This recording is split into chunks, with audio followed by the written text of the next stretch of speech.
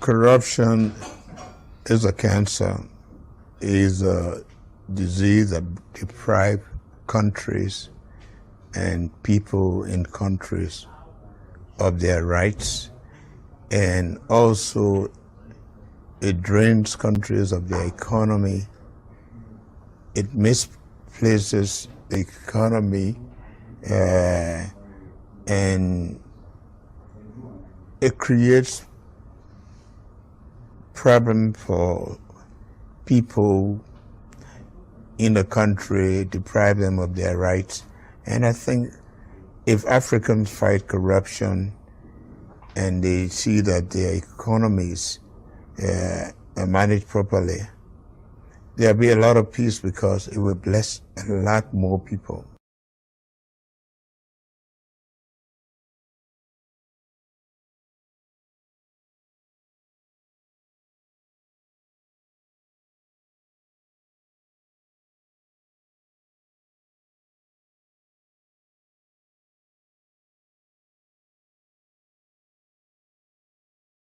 Again, I'm still here on the project, building capacity around my mouth, but I got something to back it up. What do you think? Let's discuss it.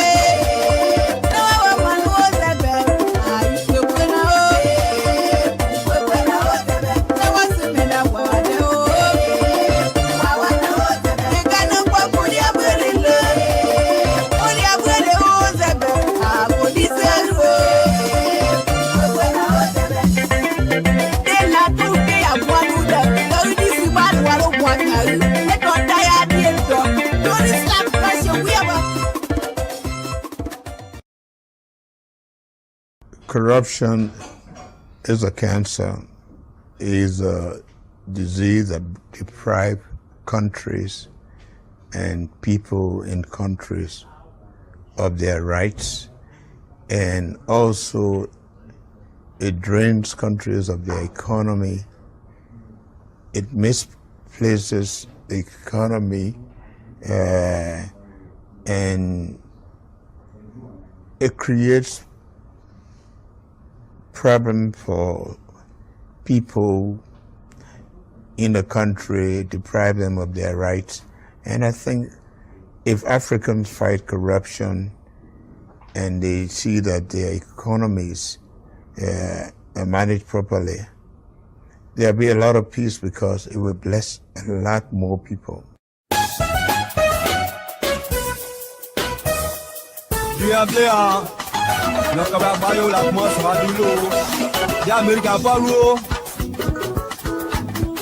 C'est autissement, encore une autre fidèle qui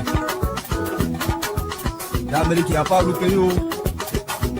Quand il y a Sylvie, il a quoi qui j'ai loupé prince.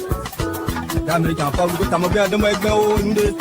En ce moment, on va battre au moins néo. Mon temps d'hier, t'as mon moyen, on s'en bat bien pour moi, il pleure. Abela lo kan yo. Ka go so adu lo. Hey. Awaye. Ati o lo a.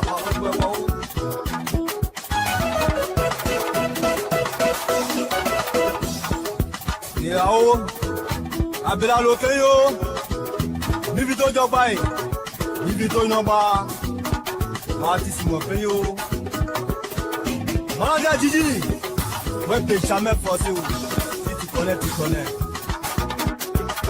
L'animateur Choco, Noska, Yassin, de Toyebi. L'homme a tout fait pour Mivito. Aniché les deux. Corruption is a cancer, is a disease that deprives countries and people in countries of their rights, and also it drains countries of their economy. It misplaces the economy, and it creates problem for people in the country, deprive them of their rights. And I think if Africans fight corruption and they see that their economies are managed properly, there'll be a lot of peace because it will bless a lot more people.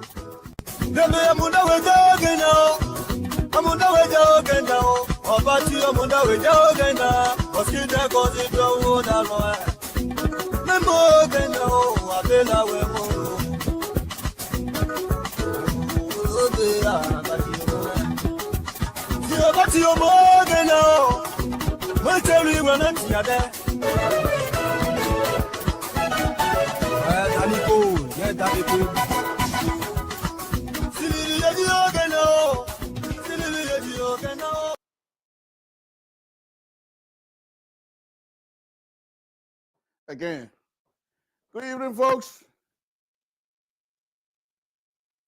On Liberian Public Radio. And I think I know what my problem is. So we'll try to fix that. Good evening, good evening. Thank you for joining us again. It's Liberian Public Radio, Samson Toll. Conversation with Samson Toll live. Conversation with Samson Toll live. Welcome, welcome, welcome. Safety, safety. Lord Jesus, we want to thank you again this evening. We stand before you because we know who you are. We stand before you to praise you. We stand before you to plead to you, to continue to protect us, give us strength, give us the ability to do what we do best, give us the ability to stay. My Lord, thank you. Thank you for all that you do for us and you continue to do for us. We know those of who that believe in you, we know without you, we're nowhere. And because of that, we will always come before you in public, in this public manner, to tell you thank you. And I ask you to continue to protect us. Give us the protection of love. My Lord, we continue to pray to you. And we want to thank you for everything. Because we know without you, we're nowhere. My Lord, once again, we put Liberia and the Liberian people in your hands. We put the lead Republic of Liberia in your hands. We put the outgoing of the Republic of Liberia in your hands. We put the incoming leadership of the Republic of Liberia in your hands. My Lord, only you that can protect us. And once again, we ask that those families that are grieving tonight, wherever they may be, we ask you to step in, take complete control, bring some solace into their life. Their life might not be whole anymore, but only you can bring peace in their life. And we ask that you do that for our brothers and sisters, whoever is in discomfort tonight. We ask that you come in. Those brothers and sisters that are in the hospital, we ask that you come in.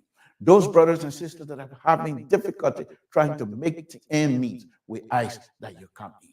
Those of us that are suffering here and there, continue to work and do what we have to do for our family. We ask that you continue to protect us and give us the opportunity. Thank you. Thank you. My Lord, thank you. As we come before you again tonight to face our brothers and sisters, we ask that you take complete control. Take all jealousy, all envies, everything about hate, take it out of our mind. Whatever comes out of our mouth tonight must be something of a decent proposal. We ask, my Lord, that you bless the host country, the United States of America. In Jesus' name we pray. Amen. Okay, folks, Samson to Liberian Public Radio. It's going to be a juicy one tonight. It's going to be a very juicy one tonight. And so we're going to start. And once again, we want to say thanks to Ambassador Baka for his leadership.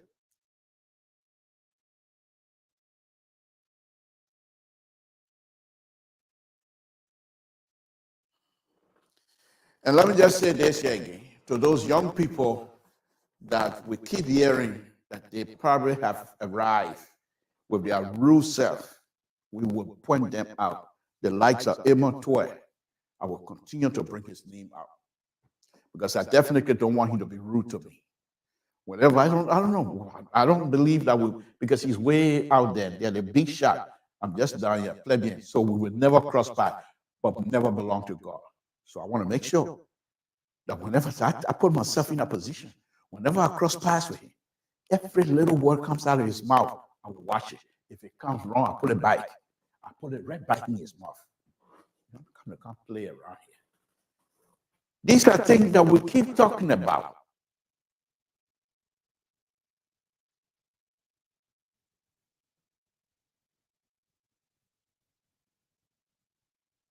Liberia.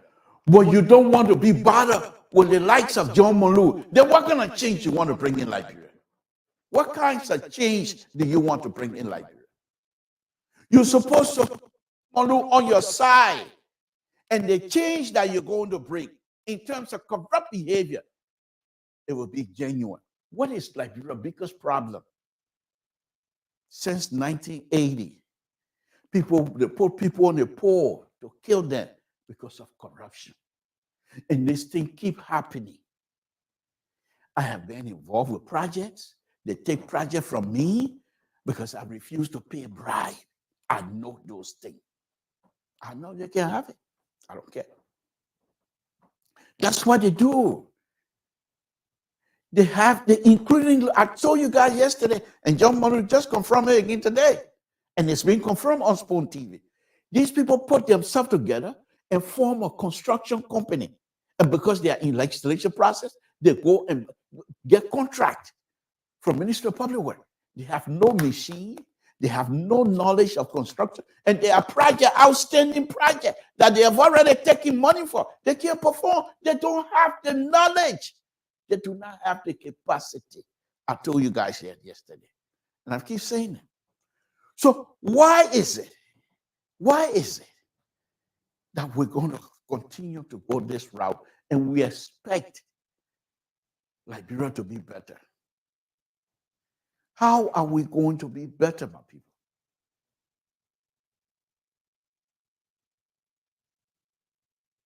It's nothing small. It's not a small fight. It's not a small fight. We have to do what we can. Let me see what's going on. Where am I? Okay. Give me a minute. Give me a minute. Give me a minute.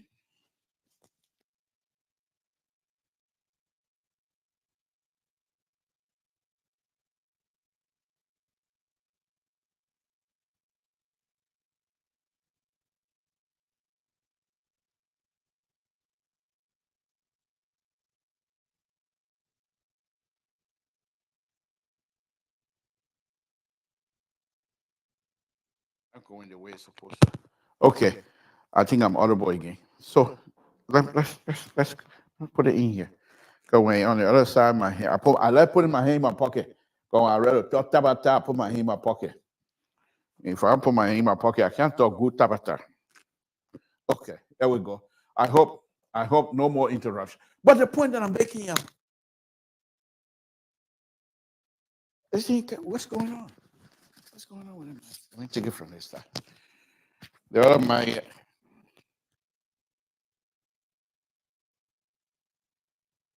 quickly. Very, very quickly. What's going on, my mind? Hello. Testing. What's going on with this mic here tonight? What is the deal? Okay. Let me touch a few things here. Okay. I think something going on with the mic, but that's okay. We'll deal with it. We'll deal with it. No volume to say. No volume. Testing 1, 2, 3. Yeah, but I can hear myself. Can you hear me? Okay, yeah, that's when okay, no volume, but you should be able to hear me now.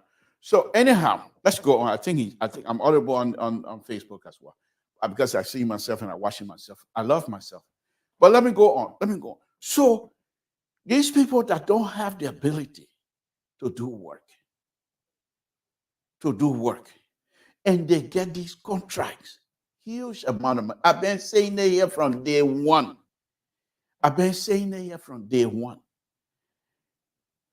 This construction business, it's a serious business, but it's also a money-making process. There's no question asked. But these people put themselves in this contracting business so they can get money and kick back. So look at a young man they gave that Liberian Ralphie Highway project, $110 million project. East International were kicked out from Banga because they couldn't build Banga Broad Street. Or later than they're selling the market, they kicked them out. Then the Republic of Liberian government, through public work, employed them. And you heard what that young lady said to us. See, she put out a young man in there because the young man was suffering and he needed something to go. Is that what we do? Yes. There's another contract that I was involved with. They decided they're bad. These people are wicked. I told you, when this auditing process, Ambassador Baka, people, everybody been talking about, if that's what happened, Liberian will be exposed to so many things. They're going to be upset. I was in a meeting with a contractor. We have a contract. We went to the meeting, and the person in charge of it didn't know that I'm on LPR, Liberian Public Radio reporter, but I didn't care about it. I wasn't wearing my credential. I was there as an engineer. And the person decided to make this statement that they want $10,000 out front. And I look at the guy sitting by me who owns a contract, by the way, who I was helping. I look at him, he looked at me. I didn't say anything. We got out. He said, my man, you don't live here. We live here. This is how business is done. If I refuse, they're not going to give me the contract. I said, okay. That's your business. The only thing I don't want to do, I told him, if that's what it is, don't even bother giving me anything. I don't want to be. Because that's something that I don't want to be part of. This is why going to Liberia to do work and things like that, it's always been an issue for me. Because you go over there and you say, no, I don't want to be part of it. Sooner or later, they exercise you. Okay? So that's why I really don't want to be part of that group. I always want to say, okay. And good thing for me, the kinds of work that I do, the engineering design that I can stay right here in Sacramento and design a road in Total. I can stay right here in Sacramento and design a road in Montpellier. Nothing changed. It's a computer. Time for construction, I can go out in the field and tell them this is what I want, this is what I build, and this is what needs to be constructed. I can do survey and give them elevation. It won't take me long to do an elevation, a site elevation for them to build. You guys have seen when you're driving on the construction site here in the United States, they got these stakes that they wrap the tire around, and they got numbers on them. The numbers tell them what station they in, what elevation that is the final elevation. They give them the existing elevation, then they tell you, say, this is the final elevation. If that place is filled, you will see F. If it's cut, you will see C. And then below the C or the F, they will put the final elevation. It means cut or fill. So I can do those things. And then they build it the way we want. So I don't have to stay. I don't have to be, because their behavior is rotting. They do not have decent behavior in terms of country. Where do we find these people that will put country first? And this is the beef that I have with Emotwe. As intelligent, as smart, as educated as he is, you would think he called himself a revolutionary. You would think that he would make John Monu his friend. But instead, when the first opportunity he had to engage John Monu in public, he decided to go rude on him, becomes a very rude person on him. That's the beef that I have with him. I don't know him, he doesn't know me. But if you're going to be that kind of condescending, because first of all, John Monu is older than you. What experience do you have in Motwe? Besides carrying people baggage all over the place. What experience do you have? Where have you worked? Where can you point to that I worked this place internationally? I've done this internationally. You're not even 50 years old yet. What experience do you have? You're going to put your mouth on somebody who has traveled all over the world. This is the beef I have with him. And if you're going to be like that, you call yourself Secretary General of Unity Party. Okay? If you consider yourself Secretary General, and you're going to behave like that, revolutionary. I'm going to call his name. Costa, then when they were going around here fighting for the Liberian people, where were you, Mr. Twe? It was Twe. When we look at all of these pictures, you will find more Ali here, more Ali there, more Ali there, Yeka Koluba here, Yeka Koluba there, Yeka Koluba, Dallas Dillon here, Dallas Dillon. Those are the people that were, I'm talking about recent engagement with this government. Where were you? We don't even see you in the picture. Now they give you the opportunity, now you want to be rude, and you think you have arrived. You people are myself on it until you stop. So this is what, folks, those of you, the analysts, I've sent it out already. So if you want to join me, please do so immediately so we can start the conversation. I think my Tabata is about to run out, but you guys know me, I can talk more. So I stated here yesterday, we will be on this platform. In fact, once I bring in, I'm supposed to be inviting some other people, engineers, and we'll have conversation about engineering issues, electrical engineering to be specific, and they will give me some pointers, okay? And once that is done, I'll get back onto my Tabata. I will put a bowl up here, and those who want to learn will learn. Those who don't want to learn, it's up to them. But if you're not learning, and I go to Liberia and see some wrong thing, I will point it out. I will not, yeah, before I used to be scared, but I'm scared again. I'm scared again. CDC out. Why be afraid of? That CDC, they're going to flag people. They will not flag me again. So right now, who invited me tonight? What, is this a personal thing between you and Amos Tour? Come on. Yes. No, that's somehow. It's more than that. He's very rude. No, it's very rude, and he's sitting at a very top of the process to be rude to people. It's a political party. No, they don't know you. You don't know and them. I'm not going to take back on that. He's very rude, and I want this thing here. You need to stop. No, good evening, Mr. So. I don't want your good evening.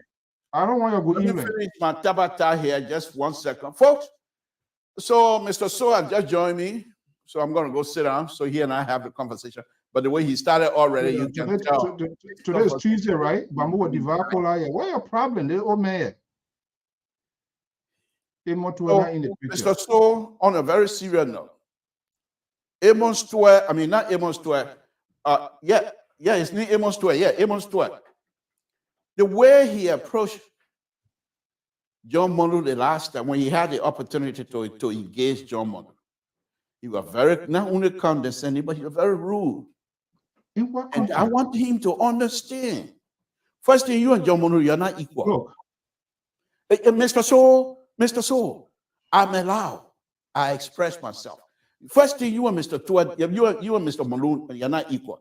And second, you're just a young person. You know what? What You know in your pocket there? Is that you know what people say about that?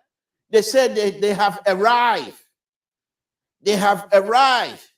Mr. So, your patron said, I'm running the show. He's not asking me. He asking you to send him the day. I know that show is not going to go well tonight. It's not going to. The man, I'm running the show. I'm in charge. Then he telling you to send him the link. This show is not going to go well tonight. I tell because you're biased. You decided not to send him the. You not even send me the link. I came in by myself. No, I sent everybody the link. Okay. I sent everyone. What are you sending at night? They will come. We are here. So go ahead with your Mr. So you're not coming to frighten me. So the point here, no, on a very serious note. So when he did that spoon talk, the first engagement, they called him. So when you call people back home, they talk about them. That these young people, they believe they have arrived, and so they treat the old people just like nothing because they want to make changes. Fine. You thinking about changing the system. Why will you be rude to people the like of John Molu? Because I believe that you're being rude to John Molu to push him aside so you will carry on your corrupt behavior that comes out of LU. I say so. The corrupt behavior, all of the bad behavior, the children guy in Liberia, come out of LU. Let them come here and come tell me something else. Let them come here. You want to shoot somebody? Do you have gun in your? You want to shoot somebody? Why are you putting hands all in your pocket? You trying to?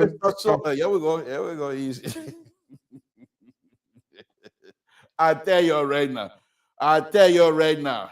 Let's have a good show. Let's have a good show. But I will not back down from. Here we go. You need ask me question and I put a patron on. Good evening, Mr. George. Mr. To, how you doing? How's this all? I hope your legendary George. Good evening. Welcome to the show. What do you mean? You don't want to welcome somebody? So I'm running a show. No, but I'm very serious. Every night but what I heard also yesterday was that Ambassador Bakayev have already told him those kinds of behavior will not be tolerated on his watch. So Emotoy is quite aware that he has to back up. But the main thing that really gets to me on this, you have the like of John Molu, who is trying to show you people that you shouldn't bring into this government that is trying to improve the system so Liberian will benefit. Then you're trying to push him out with your rude behavior. Emotoy, you and John Molu not equal. You can't be rude to him.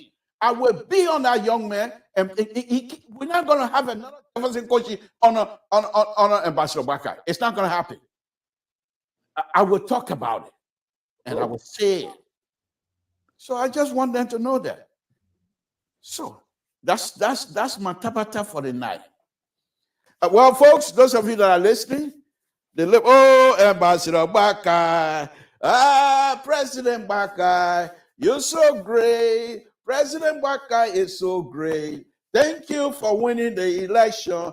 Thank you for rescuing us. President Bakayev, are you guys going to join me? Okay. That was the thing, Dan. This is a complete disgrace for you to come on such a it don't matter. Give me a chance. You were talking, I didn't talk. This is a disgrace. I think you need to join Prince Sheriff now, so you will be dancing all around. This was the same dance you danced at the Samuel Kayando Sports Complex when George Weah delivered his speech. You now start with another dancing again. If this is the conversation you want to bring to the audience, to the public, is this your dancing style? Mr. So, will you mind let me tell my audience, because they love the liberal. This is what I mean. People reaction to what this is what this guy put in his head. This is insane. Mr. Liberal You know the song? We are Whatever you say, don't matter. we are. So, folks, those of you that are watching, I'm going to go sit down now so I will engage in too conservative because they're not going to push me. They're not going to drive me. So that I'm the counterweight as usual. They're ready for me. I must say I'm ready for them. And let's have a conversation. Thank you very much. Let me sit down. Mr. So, good evening. Welcome on Liberia Public Radio. Samson is in complete control. Mr. George, welcome on Liberia Public Radio, where Samson is in complete control of the show tonight. He's forcing her to exercise authority. Yeah. Authority. That's all. I want to start with Mr. So. Mr. So, what's on your plate tonight? The first thing is that on my plate, you need to start getting serious. I can hear you. You can hear me? I can hear you now. Go ahead. Because you don't like what I'm talking. The first thing that on my plate, you need to start getting serious. I am. Okay? Yeah, no, you asked me and said, let me say my mind. Am I serious now on your plate? Well, it's part of it because whatever you exhibit here, you're entitled to it. Go ahead, sir. So why you want to get into a fight with people? Okay. Go ahead, sir. I'm going to be quiet. Go ahead. Make your point. Okay, let's see whether the ceasefire will hold. You need to get serious. We are talking about Liberia. We are talking about a country. We're talking about a country that constitutes a variety of political parties, individuals with different beliefs, but however they came together. Yeah. And you perfectly say, they not know you, you not know them. So I think this should be a personal thing for you and Amos Tour. Whatever happens, they have taken it along. John Malou, in as much he's putting all of the great ideas around, it doesn't mean people cannot, for whatever something he says to, people cannot say, he never insulted him. I don't know how he understood that to be. Almost 2 weeks now, you've been on this one thing here. Amos Tour, he was not in this, he was not in this. Everybody cannot be in the picture at the same time. If I were you, if you want to be fair, you are very biased guy. You tend to be liberals. You don't behave like a liberal. You sanction views. If I were you, I would reach out to Amos Tour and engage him. You never do it. You dance at the Samuel Kayando Sports Complex when George Weah gave his speech. Everybody will be inclusive. Nobody will be a spectators. You never come back here today. You were celebrating your son here yesterday. You have never come back to chastise him. The man who, the very bright guy you dancing with, he said all sort of ridiculous things. You never came back here, you Samson Tour. That is a shame. And for you to come here, to come be dancing, why you should be talking now, you need to start packing your bags to go to Liberia and forget about the Sacramento city bridges and railroad you be doing. They will not do anything for you. Get up and go to Liberia. If I were you, I would demand boycott. And I know we went and beg CDC. We bet not a single minister or lawmaker we didn't talk to, which I give you a credit. Just make me an honest guy as compared to you who for the deceit and hypocrisy. You need to demand the boycott people. Call your man, Sir Johnny there now. Call your Joy Lobo there. Call your friend Anthony Kessely. You want to help Liberia, just how you left from here and go train the people. Coming dancing here and finish eating and you think you okay and dancing here, boycott. That's not going to happen. It's not funny. I've been very honest with you. What am I eating? Not funny. Dancing. Yeah. Because your dancing will not help us. Okay. You get a total road. Are you done? Are you done? No. Oh. So to end. Okay. So to end, the same fight all of us went into and decided to talk to these very CDC people, your willingness to help, you went there and they didn't listen. Now the guy that you support, he is going to be taking office in the next coming days or week. If I were you, I will demand it. If they don't do it, they will all come here and bash them and say, hey, this guy offered himself. Well, you can't. I don't want to see you dancing. You don't know how to dance. So what are you trying to prove here? Amos George, take it away. No. I'm running the show. Mr. George. Yes, sir. Good evening, Mr. Tour. A whole lot is on my plate. Okay. But let me say this again. To the people of Bon County and Total Town, according to the senator today, the death toll has risen to 72. Oh my God. And he was giving a breakdown. He said on the day of that incident, on the 26th, I think 42 persons died on the spot right there. Wow. And the rest they took to the hospital. As he was speaking today, 30 persons had died, 32 persons had died. So bringing the total number between 70 to 72 persons. So I just want people to know to keep Bon County in the press, especially Total Town, because it's very tough. Yeah, yeah. And well, we also express our and he said the government up to now had not even declared national disaster because that would give NGO people outside and think and look for help. So, but he said after the time he was speaking, the government had not even declared national disaster.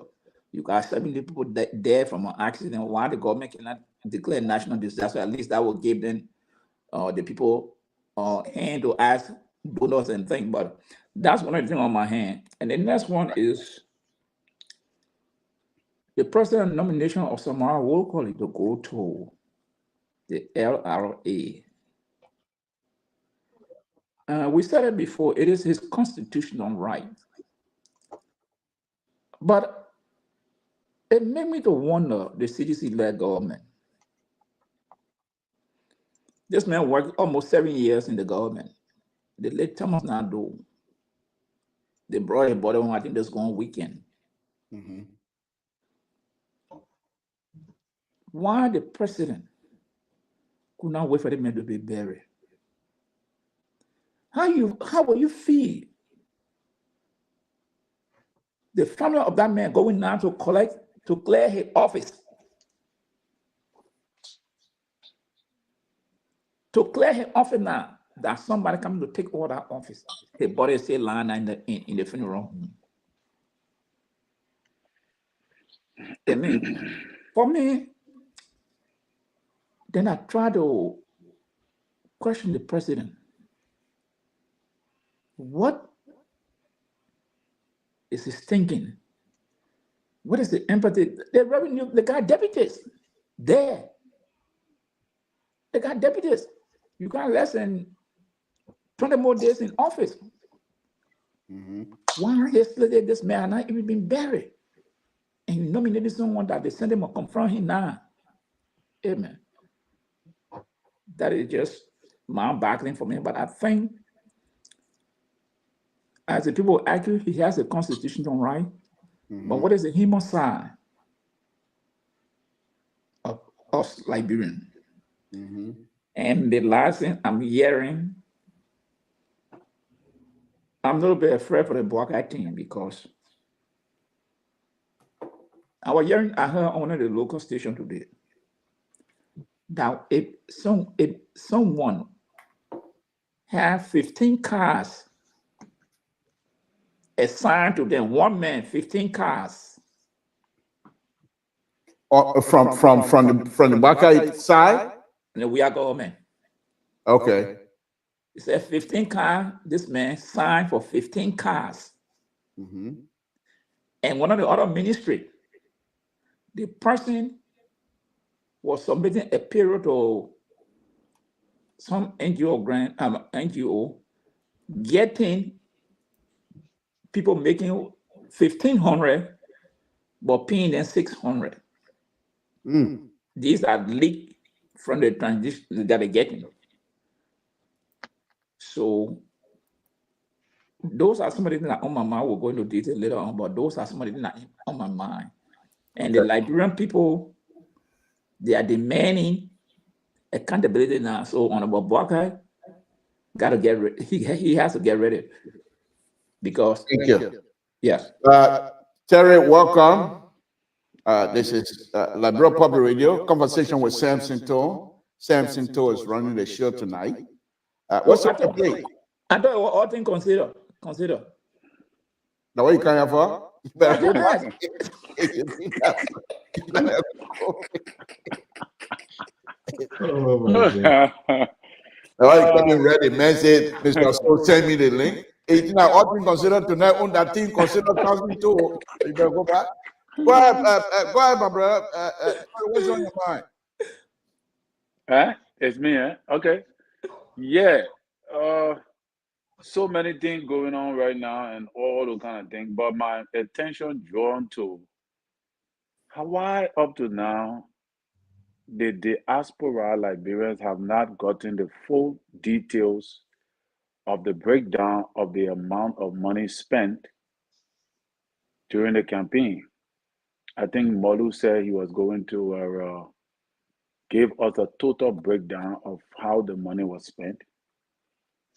So I'm kind of worried a little bit. Okay. Because they have been informing us that there will be a breakdown, and we almost to the turning over ceremony, and there have been nothing so far. We have not gotten. You see, when you want to deal with transparency and accountability, you got to start from yourself. So I'm a little bit disappointed.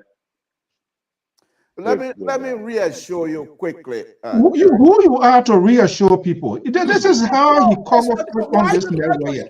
Something to you need to stop this sort of behavior. Let me make my point, if you don't mind. I don't want to park in the garage. I don't want to park. Go ahead. Whatever you want to do, that's okay with me. I don't want to park in the garage. You will demonize yourself before your audience. Okay, that's fine. Don't worry. That's leave it with me and the audience. You know the news I will go. I just saw where you. No, let me just tell you. You know the news I will go. You know that bad news can travel. It's where now. The men who are telling Amos to respect B-man, the B-man. Oh, but I B-man. You know what a B-man did today to that small boy? He's fucking from the stream. Then you become a bad guy. Go ahead. Yeah, I'm not in the fight tonight. Okay. Gary, let me reassure you. Wow. Knowing who Ambassador Baka is so far, I don't know them, they don't know me. But from all indication, I think those reports will come. Let us also understand, Terry, I think let's give them some latitude. Oh, wow. Because they have so much going right now on their plate. For us now to expect those kinds of things, yes, we should expect them. But our ice cube, my brother, in this public manner, let's give them little latitude. We're all watching. I'm sure there are people who are responsible that are within this incoming administration, and people who are also responsible in the collection process of this money, and they will make every effort to make sure Liberian diaspora understand how the money was spent. Because here's the interesting thing here, and I've been saying this here. If Ambassador Baka seriously demonstrate to the Liberian people, especially the Liberian diaspora, that he is credible, transparent, and he's somebody to count on based on the people around him, they can get a lot of support from the Liberian diaspora. So I just want to hold your peace, and let's give them a little latitude. Samson, I am not going to buy into that. You know, you are making terrorists to be so uncomfortable here tonight. He's your ally, but what you are doing tonight is a complete disgrace and embarrassment. Look, this thing here, these rules, we can't circumvent and begin to perform surgical operations. Is in my favor. This is how you guys protect your own alligator. And exactly what you're doing here tonight. Terry asks a legitimate question. You don't have answer to that question. Why you want to provide explanation for John Molu? John Molu nanda yahuna. When somebody calls John Molu, but the thing about it here, I come in Pajo. You think about it, it's a legitimate question. But did I say he was wrong? No, why are you trying to do? You're trying to soften it here and trying to make excuses. I'm trying to ease his mind. The brother is concerned. He has a legitimate reason to be concerned. And I'm saying to him, those of us that have been following Ambassador Baka, the transparency of listen, people must be held accountable for their own doing. The team was put in place. John Molu and others, whoever is the head of the team, they were given a piece of people because that's how it starts. Okay, Mr. So, Mr. So, you are entitled to your opinion, but you are not entitled to the facts. Okay, so let me speak. But let me make it clear again, Mr. So. It's a real-time issue. I understand that. Now, I'm saying, as a host of this show tonight, I'm saying to my analyst that he has a point. He has a good reason to be concerned. However, as a person who has also been following Ambassador Bakar, and I've been on here reading Ambassador Bakar's speeches from the time, you know what, I've been saying in all of his speeches. Why are you bringing Ambassador Bakar into this picture? So the liberal is on the floor. Please. I don't want to park in the garage tonight. So just please. Because if I park in, your patron will leave. So I want to keep both of you here. So the point that I'm making to Terry is this. That those of us that follow Ambassador Bakar, and those of us that have been reading Ambassador Bakar's speeches, in many of the time when he opened his mouth, transparency, accountability, and respect has always been there. Those three words have not been missing in many of his speeches. And based on that, I'm saying to my little brother to say, my brother, you have the right to be concerned. Because he correctly stated, he said, if you want to be transparent, you have to start from yourself, and which I agree with. But I'm saying to him, which is not wrong either, let's give them latitude. So you see something to this sort of behavior. Let me say this Terry. The last time when I listened to John Molo said, for the US dollar that was collected here, 300 and some more thousand. But he said the mobile money, the Liberian component, the people who were working on it, he had not been able to get that they are working on it. So that's about maybe 2 weeks ago. So for me, I don't want to come and say your concern is true, but John Molo touched on it the last time. So I think you are part of the Unity Party. You support them.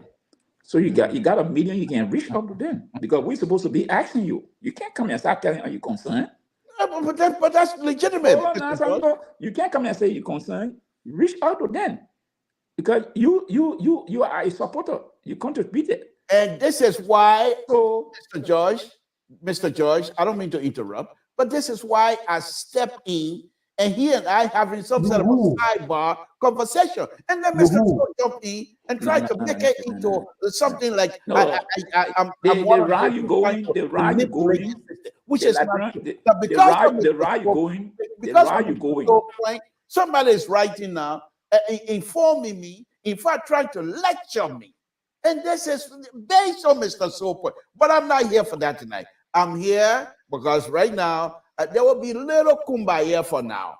For now, we will be together. So let's go. Terry, I hope you got another point you want to make. Yeah, so I just said, Terry, don't come and raise that concern with us. If you raise that concern, we'll ask you, did you get in touch with your people? Then. Well, but anyway, just continue the thing if we are to spill the beans, right?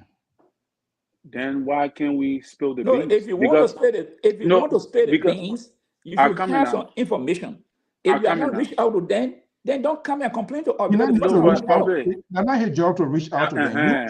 Sometimes it's just a supporter. Remember, if you are not a member, then I will say that different thing. I'm not a member.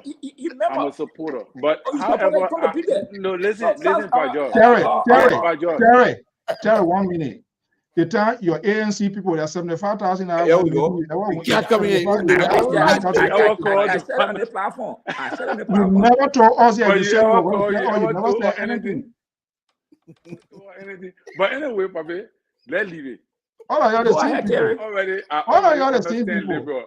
So, but what I want to say, Liberal, is that I've been talking about Pete Gay, Zogle, welcome, guys. Welcome. We're having fun here.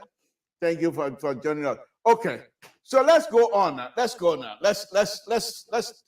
the serious business. So,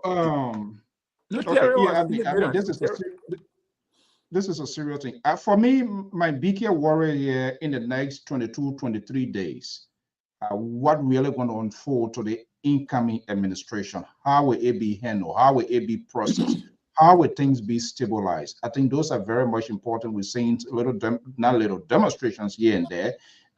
People not being paid for a couple of months, which has been the traditions of this administration. Now, all of these, they going to be inherited by the Joseph Boyka administration. People, we hear massive hiring going on.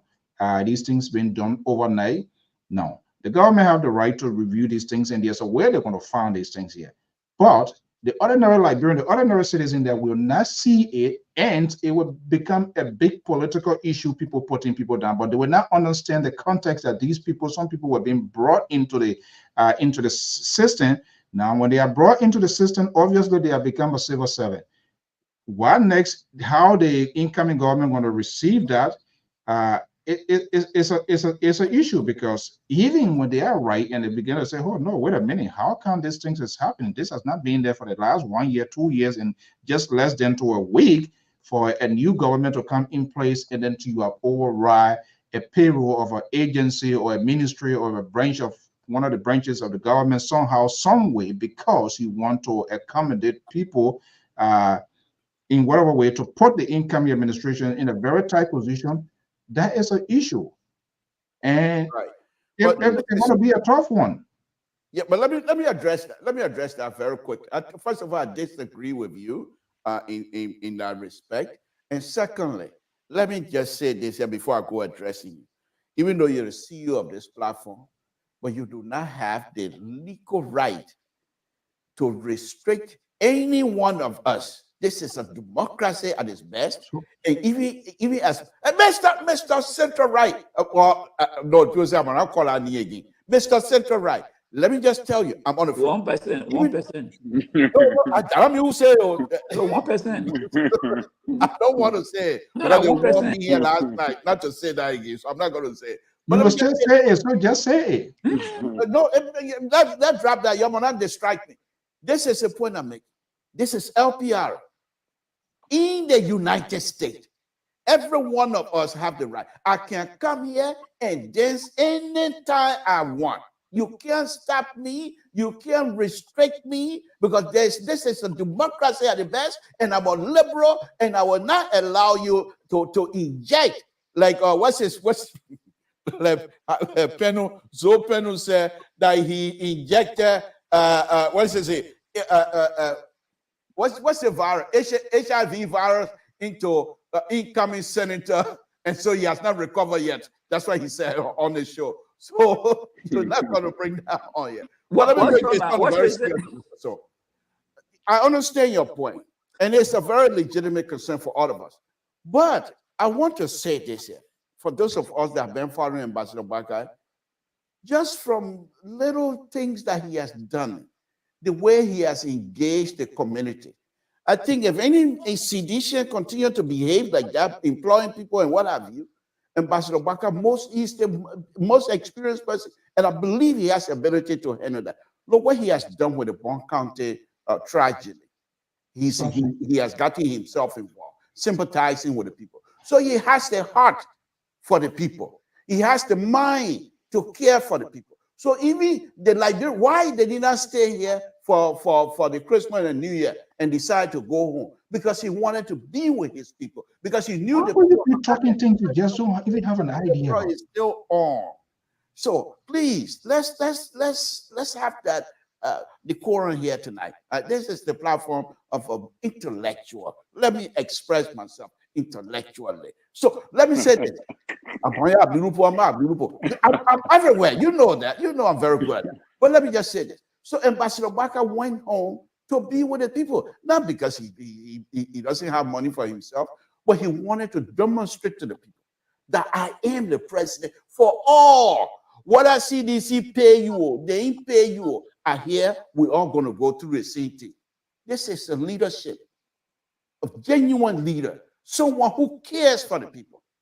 So things are going to be rocky, but I think Ambassador Boyka is in a perfect position to really handle whatever that they throw at him. How much are United Party people paying you? I don't understand. Why will you try now? You want no? I mean, you, Mr. George. Please don't push me. I just asked you my 1%. I don't have a problem. I have 1% in my. Why will you try? I'm trying to explain to you. Why will you? I think I asked this question before because you are violated all of the norms of this network here. You see, this is wrong. You can't make that statement because from day one, I declare my support without equivocation. I declare my support for Ambassador Bakar. And now you want to question? But declare your support. I want to tell you how good this man is. Now you're looking like you have heard good news. I tell you, your partner I'm looking beyond. I'm looking beyond. Tell us here tonight, here in the eyes of the public here, what are you hearing? What we need to know? We don't know that you know because you more or less a public relations person, and when you come be a supporter of a person, nothing wrong with that. I'm not questioning that, but you also have the responsibility that diverse group of Liberians, which of course they have the right to agree with you, to disagree with you, they are listening. So they are here to get a take, but your own, you just like you are behaving like when I was in Freetown, Sierra Leone, were in a refugee camp, and they have the SSD people this day they brought our ration. So I believe it was either the first or second time. Anybody that went through Sierra Leone with refugee camp, they would know. Sawyer men, security men. Okay, they had it in our base. It was an old military base the British were using in Sierra Leone. Big hell of an old field. Okay. Waterloo. I was on they get a military, they get a mini military or security barrack. Old man will wake up daybreak for us to get ration. That whole warehouse was empty.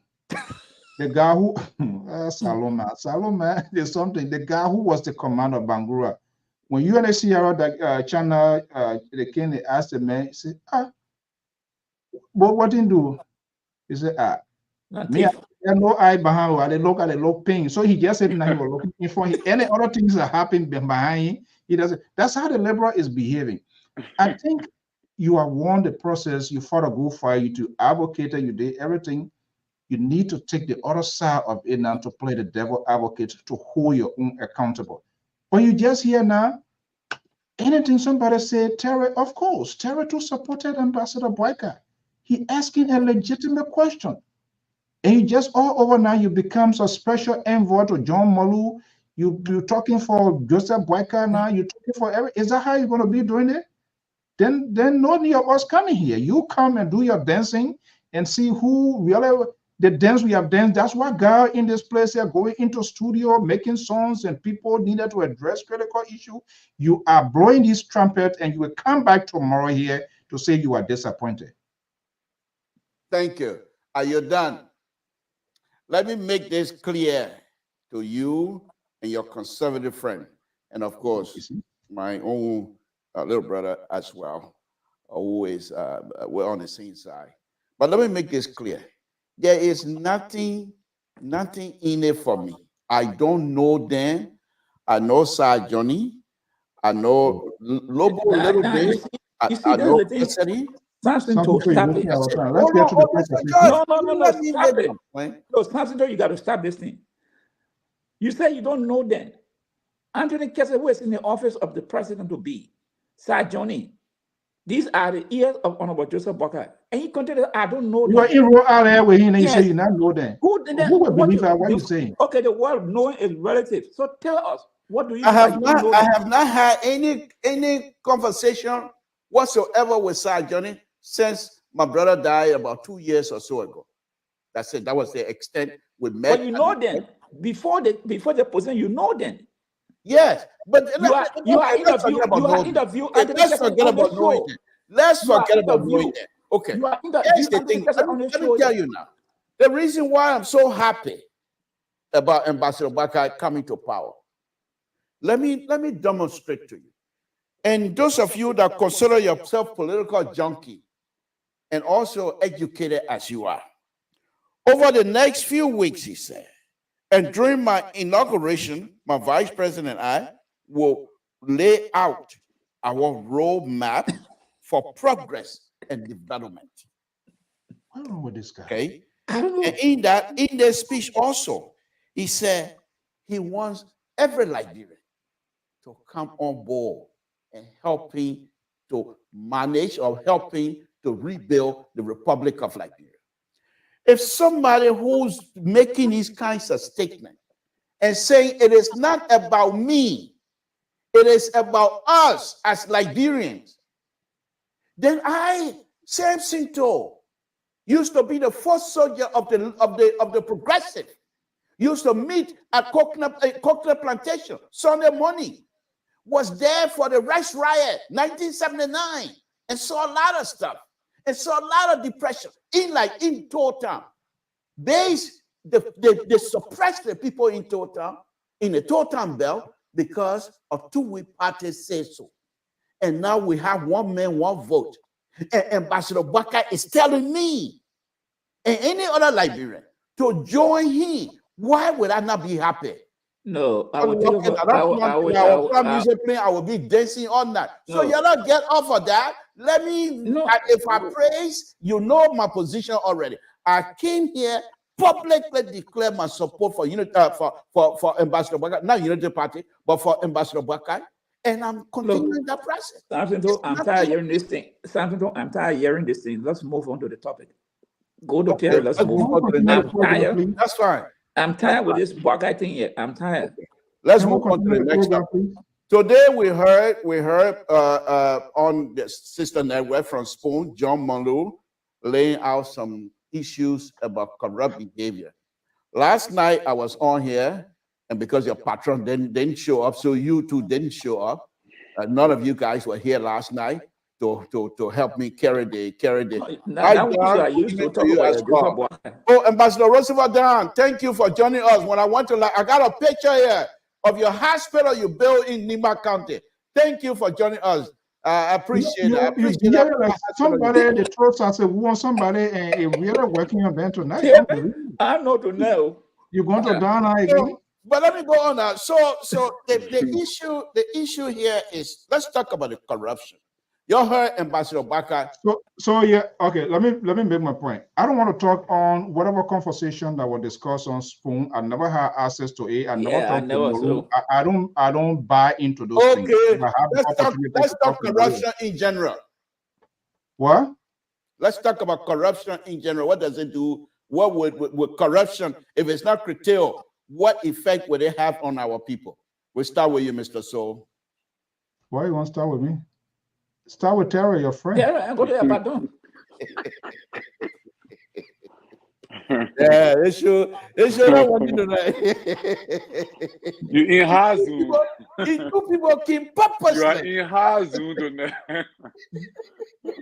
But they're not gonna get it. Look, on a serious note, I mean, these are things. On a serious note, corruption. I mean, it's just another high class event, dishonest. And and usually people say Liberia. No, not Liberia. They say inhabitant. Liberia is just a place people live there. The country itself, it has nothing. It's a peaceful land God created, but the inhabitants of the country are those corrupt and the dishonest people. I'm not sure whether that is going to go away, but we want it to go away. And there is a way that it can be curtailed. People must be held accountable. And so we saw what happened the last time around and still going on. Now, the challenge is with the incoming administration, especially the president-elect. He's been in government. He knows how government works. So, and I for now, I take into his word that his government will be a government of family. There will be a fine line of demarcation. Or would that be perfected into action in terms of people that supported him, people that became the rescue train, people that are dancing now, hearing the speeches, hearing what Ambassador Baka is saying?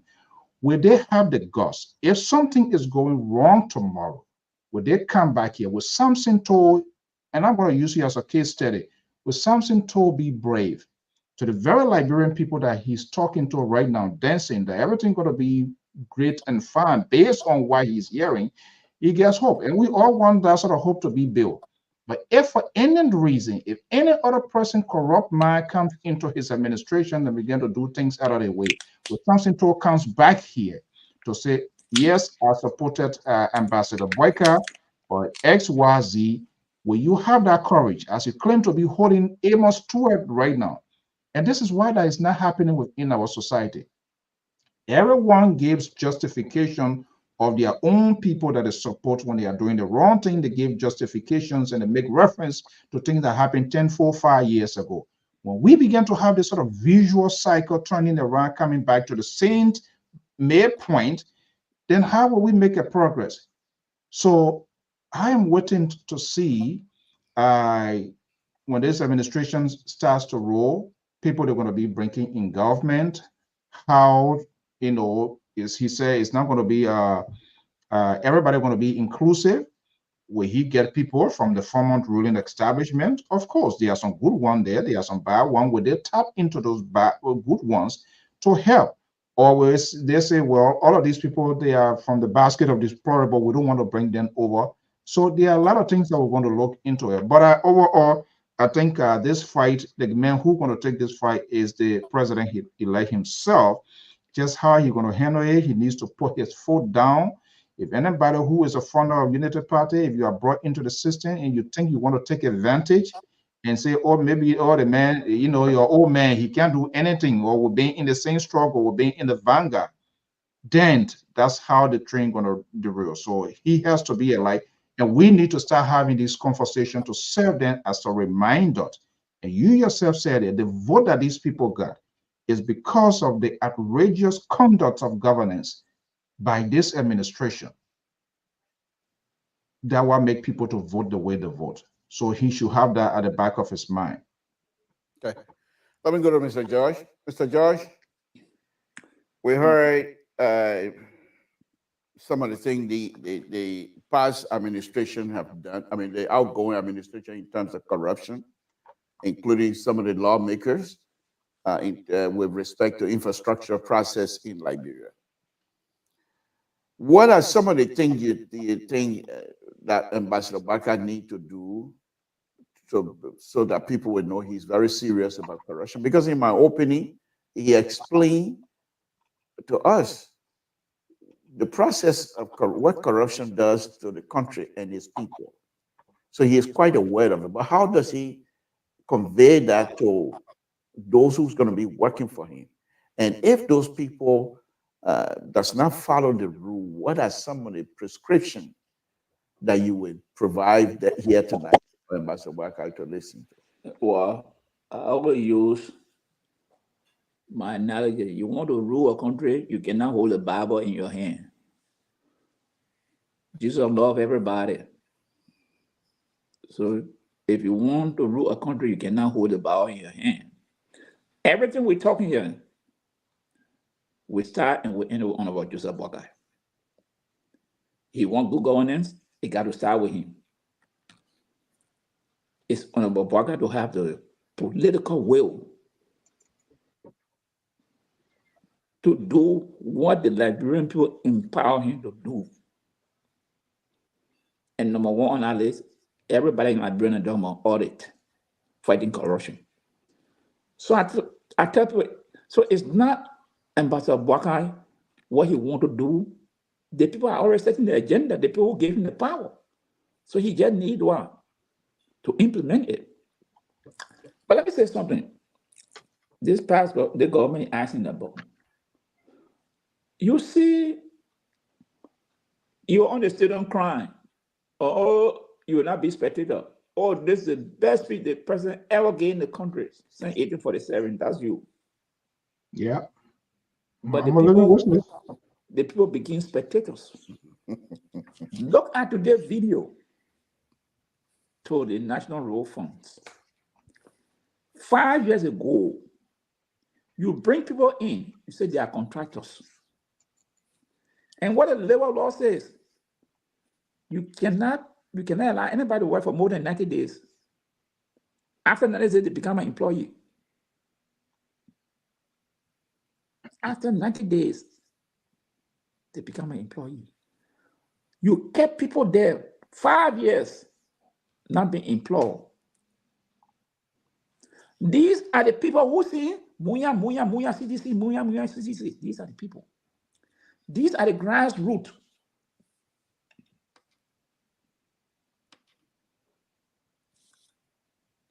The CDC-led government brought in these people. Why you keep these people as contractor employee for 5 years? You have violated those people's fundamental rights. You cannot keep someone in the department 5 years, you are not hired them, and say they are contractors.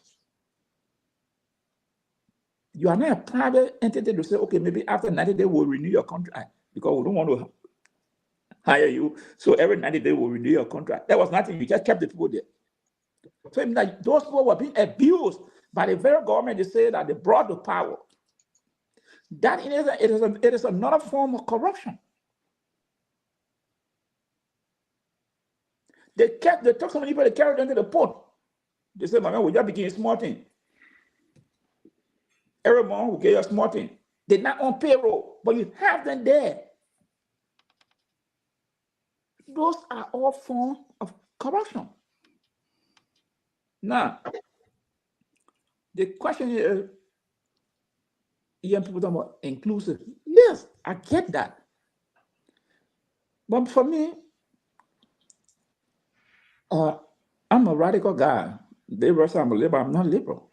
I mean, I'm a radical guy. Our democracy call for. You say I'm a radical woman. No, okay. Our democracy call for when you take all. So when I say what's wrong, I can talk about. But if Baka want to replace assistant deputy director, that prerogative, they got the power, the way to do that. If you want to kill anybody, that is business. That is business. So that should not be an issue. This issue of loading the payroll, because people are not calling. Why would people not?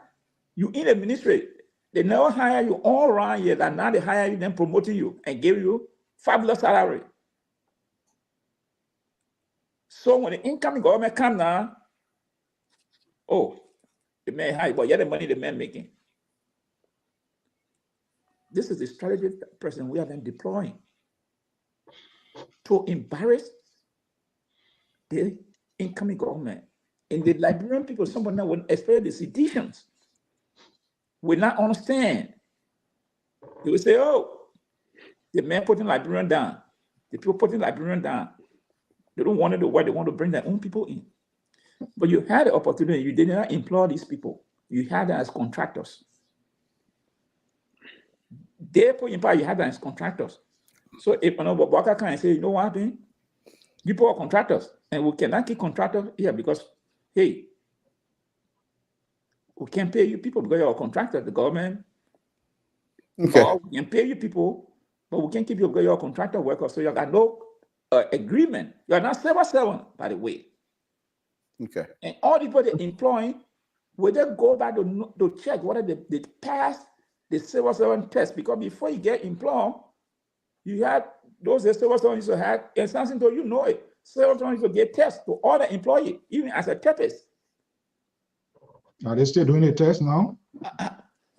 We are saying, don't test, but then No, they're not doing it, so why would you want to bring it up? Okay. it's a system. You want to build a system. Thank you, Mr. Judge. Let me go to Terry. Terry. I'm coming to you, but I will frame the question a little bit different because you, as a young person, you have more at stake than me. I don't want to say the other people, but then I got stake in it. I just like any other young person. So you putting your aside now the Yeah. other people. Like how you will wrong, like how you will lead us? Yes. Wow, this is unbelievable. I don't want to say the Every other Liberian people. got a stake in it, just like any other Come Liberian. on. Even the child that born to you. Wow. They got a scene right now. so I just got to be patient. But they came here. They're No, making but it hard for us. But what you're anyway, doing, they, you they, creating they want to fear. make it Not hard for you to necessarily for learn. me, because I'm getting steady message there. How is the liberal? What's going on here tonight? And you Tell them that the liberal is running the show. That liberal show. You are here as a guest. they're not all of them are some of them are some of You us. are here. You and Mr. George are here as my guests. That's some of them, they're not all of them. Right now, We're not part of them. Okay, Terry, go ahead. all right, God. Terry, but let's not on a very serious. Let me ask you this. We all know what corruption, according to Ambassador Baka, what corruption does to the country and its people.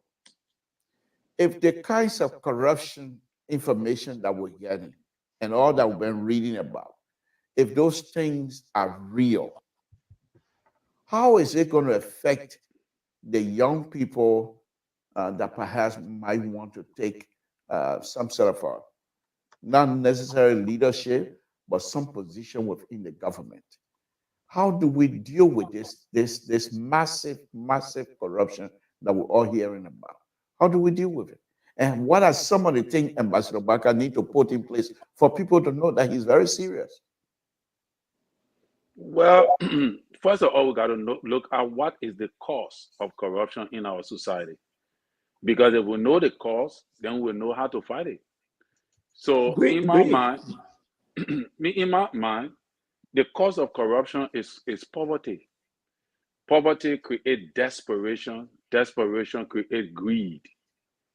So once you have that in a society, when somebody is born poor and they grew up in that poverty, even if they went to school, their mom sent them to school from selling bitter ball and pepper. They grew up being poor. So when you give them a job wherein they have not seen the opportunity to ride plane, they have not gone to Dubai, they have not gone on vacation before, they have not gone to the Caribbean to see the sea and spend lavishly, definitely they will see a need to collect more for themselves, because it will be more of like trying to replace what they lost in the past. So that is why you will see an honest man will sit down on the media and say, oh, you know what? I will never steal when I get in government. But only when he get there, then he starts stealing. So it's also in two folds too. Another man who also is desperate, who never gets satisfied with what he has. The more money he gets, the more money he wants, can also create corruption. So corruption comes from desperation and poverty. That is my view. So once we can tackle poverty, once we can eradicate poverty, and the best way Ambassador Baka can handle these things is by creating institutions that will absorb the younger people. Because to be honest with you, for us, we mess up. Our mind is messed up. Our generation is messed up. We have tried a cycle of our people. The young people have been tried. Look at President We Are Government. That is the President We Are Government were comprised of young people. Samuel Wolo Colley, Samuel Twe, Jefferson Koji, Lee Eugene Nangbe. These are not old people. All right? These are all young people. But what did they do? All right, they temper with it. So I think that Ambassador Baka can eradicate this particular mindset of corruption, because corruption now has become a systematic thing that is in everybody in the country. It's not only in those that work in government. It's in the media. In fact, it's in the media. Good. The media can massage corruption and make sure that people feel fine. Like, listen now, somebody wrote right on your just now, no Kafuma or what. He said that, I think she or he said, this is our time. If you go back, these were the same languages that made President We Are people to feel comfortable. This is our time. That this is our time means this is the time for us to chop. That is the Liberian mentality. So, that have been that have been synchronizing in our society, is synchronizing to our children, to the extent the boy who's selling the gas on the street, To the extent, the 70 people that died, they died because of corruption. So these are things that are embedded into us already as a people. So the best way we can get it out is to create institutions that will absorb young people, making them marketable, that they will be able to work and generate good money, that they will work, make their money, and be able to buy good things with their money. Like something I was listening to on Spoon Talk the other day, when one of the panelists said, I think it was a water spoon. He said when they gave the guy, one of his journalists, I know 1,000, they went down to Waterside to shopping. The boy started crying. The boy broke down and started crying because he had never seen this kind of thing before. And there are journalists, even on our network, that have never had the opportunity to wear a shoe that costs for $200-300 US. They have not even bought, they don't know how to, they have not worn a suit that costs 1,000. Now, think about this kind of person that come in contact with a news that he's about to break, all right, on the government. And man, like one man, Amos 12, sorry, Amos 12 for calling your name, but you know, Amos 12 call him and say, well, man, you know what, we'll give you 100,000, or we'll give you 50,000, or we'll give you 30,000. What do you think that man will do? So the corruption is embedded in the society. And the only way we can eradicate it is to create a means to eradicate poverty. Once we can deal with poverty, institutionalize our people, create systems that will give people the opportunity to get jobs and work, that they will be able to afford to buy good things for themselves. Once those kind of things start happening in our society, corruption will gradually begin to eradicate, because people themselves will start shining light on corruption. The media also need to play a major role by highlighting all these things, making sure that we don't be biased because our man is there. So we say, oh, you know what? Let us forget about the other news. We put it down and we distract everybody to focus on one thing while we're forgetting about ourselves. That's why I brought up that's something that you started to complain. Because if Molu can begin to highlight corruption in other places, and he was the one over all the money that came in, I think you need to start explaining to us what transpired first, all right, with us, because to me, it's a distraction to continue to dwell on something that you know is already there, that you can't get nothing from him, than to really tell us what transpired post-war, what we gather from post-war, and bring it. So we who in the media, we are clothed with the authority to checkmate our people, even though we supported them. And that's my point. Okay. All right, thank you. And by right, corruption is not just on the, it's not on the money. It's just that it's not only taking money from government coffers. Yeah. It's not. It constitutes a lot of things, misinformation, and people. Okay. Terry, let me just put ask Mr. George. Mr. George, I got a question for you. Mr. George, I got a question for you. Misinformation, business, you bring it, I know. But anyhow, Mr. George, quick question on a very serious note. Do you think among us as Liberian, living Liberian, old, young, whatever, do you think there are people among us that perhaps have that kinds of mindset that Ambassador Baka is looking for? Someone who will work just like they do here and don't tamper with anything that don't belong to you. Do you think there are people among us that can do those kinds of work? Yeah, you got people in Liberia. Or even in Liberia, I'm not saying Liberian diaspora, I mean Liberia, everyone, just Liberian. Yes, you got people. You got people there. But Terry, I will elaborate on that, but let me push back some more on Terry. No. You talk about poverty is the root cause of corruption.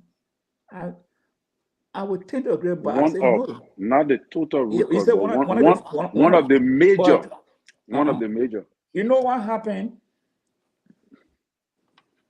Many of us grew in homes that our parents never had anything. But one thing they did advise some of us was, things that don't belong to you, don't take it. Don't lie. So because when you lie, you become a role. There are many people in Liberia today who grew up in a very poor home. Some of that in the prior, they are doing very well. The thing is, grief. People living wants to live above their means. Those are the things that play in Liberia today. Because if you're making $5, you satisfied with your $5, why you want to take something that does not belong to you? But people want to compare themselves with other people. Oh, that guy you see there, my man. That man just got in government, but you see now he got a car, he got 2, 3, this and that. They don't know how this man getting the money, but they want to be like that. And you know the man's salary cannot afford him those things. So he got to go somewhere, he got to get it from somewhere now. He going above his means. And these are some of the problems we are facing in Liberia. But they all have the underlying factor So what Terry talk about. people are not honest. Many people are not honest. They want to get something that they didn't work for, and they know it. It's not that because they came from a poor home. There are some poor people who work for it, they don't steal. They don't steal. There are some poor people who work in government, private, they don't steal. There are some people who just don't care. They say, I want to live like I got. I'm not one lawyer. We're not lawyer, the man is in Liberia. This man say, I went to Upward. He had a case. His boss man called him and said, oh, my man, my brother said you'll come here. The Masande brother, so let the man come, we shouldn't go to court. The man, he was the legal lawyer, the lawyer for the firm. The man who had a firm was just the administrator. So he told the man, say, you know what happened? I wrote in the other day as a colleague to come here so we can have a conference with my client. But he refused to show up because he depended on you because you're my Sunday brother. So you know what happened, sir? I'm going to court. We'll be in the court. So they don't you can hire my Sunday meeting. The man said, let's go. The guy in the car went to the court. He told me, say, Amos, that's my boss. But I'm not going down that route with him. If he want to fire me, he can fire me, I will go back. I did the right thing. I invited this man as a colleague in the practice, in the profession. He didn't come only because he depending on the administrator that got this place that he must send the brother. So you call him and you tell me, so my man, don't go to court. Wait, let the man come. He said, I'm not doing that. Let's go. And we went to the court who met there. Oh, this and the man said, no, you disrespected me. I wrote you. You didn't come to me, but you went to my boss man. And you know that I'm the one. I'm running the front. He's just the administrator. I go to court. He don't go to court. So I will not listen to you. That man, you see him, that's someone who has the principles. This man came from a very poor background. Mother could not read and write. But look, he has a principle. So these are some of the factors we are talking about. Not just because people poor. No, there are some people who just don't have that issue. I think we're going to divide on Yeah, this. Yeah. So I'm So saying, let me come to you on this yeah. question. So what I'm saying here, there are people in Liberia that can honestly be trusted. I will give you another example. The late Dr. Goninga, I didn't even know this. He used to go to, he was the minister on the board of JFK. I think after that, one of the doctors, they had a conference and you were talking. He said, the minister, the man all took the money. I think one time someone, I said, every both of you used to sit. He said, no. He said, you're used to for your hospital. I'm not taking it. He said, that man never took no bowl-sitting fee while he was here. Right. He said, but all the other people are collecting the fees. Okay. Let me go to Mr. So. But can I say, anyway, yeah, let me just. No, go ahead, Terry. Go ahead, and I will come back. But George, I'm talking about on the overall. I'm not talking about pinpointing, or minute selective few, because in everything there is going to be some people who would just be outstanding. All right. But take, for example, what poverty does to our society. Poverty made today our young teenager girls, they're on the street doing prostitution. It's because of corruption. That's corruption there. All right. Poverty makes our boys, our women, they go to the office. They have to sleep with them before they get job. The boys, they have to sleep with them before they get job. That is what I'm trying to drive at. Because when you're looking at poverty, we're not only looking at what it does to an individual by making him to create desperation and greed, but it also destroys the fabric of the society. That's what we're talking about. That is the reason why most of the people in Africa is corrupt. Most of the people you're talking about, Africa is labeled by the West to be corrupt because of the high level of poverty. You know, and that is from that backdrop I was coming from. But if you look at the population, if you look at the percentage of Liberians, okay, all right, what will you put the corruption percentage of Liberians? Okay, let me. Where will you put the explanation? That's why I tried for us not to engage because it's very high. Because everybody look at the population. Even when you get in the taxi. All right, no Sabbath. I'm running the show. I'm the boss. I'm running the show. Mr. Soul, let me come to you. We've been reading and hearing lately that people have been going to Prince Johnson Church a lot. And the speculation then is that Prince Johnson, they're asking for a job. But I don't want us to dwell on the speculation.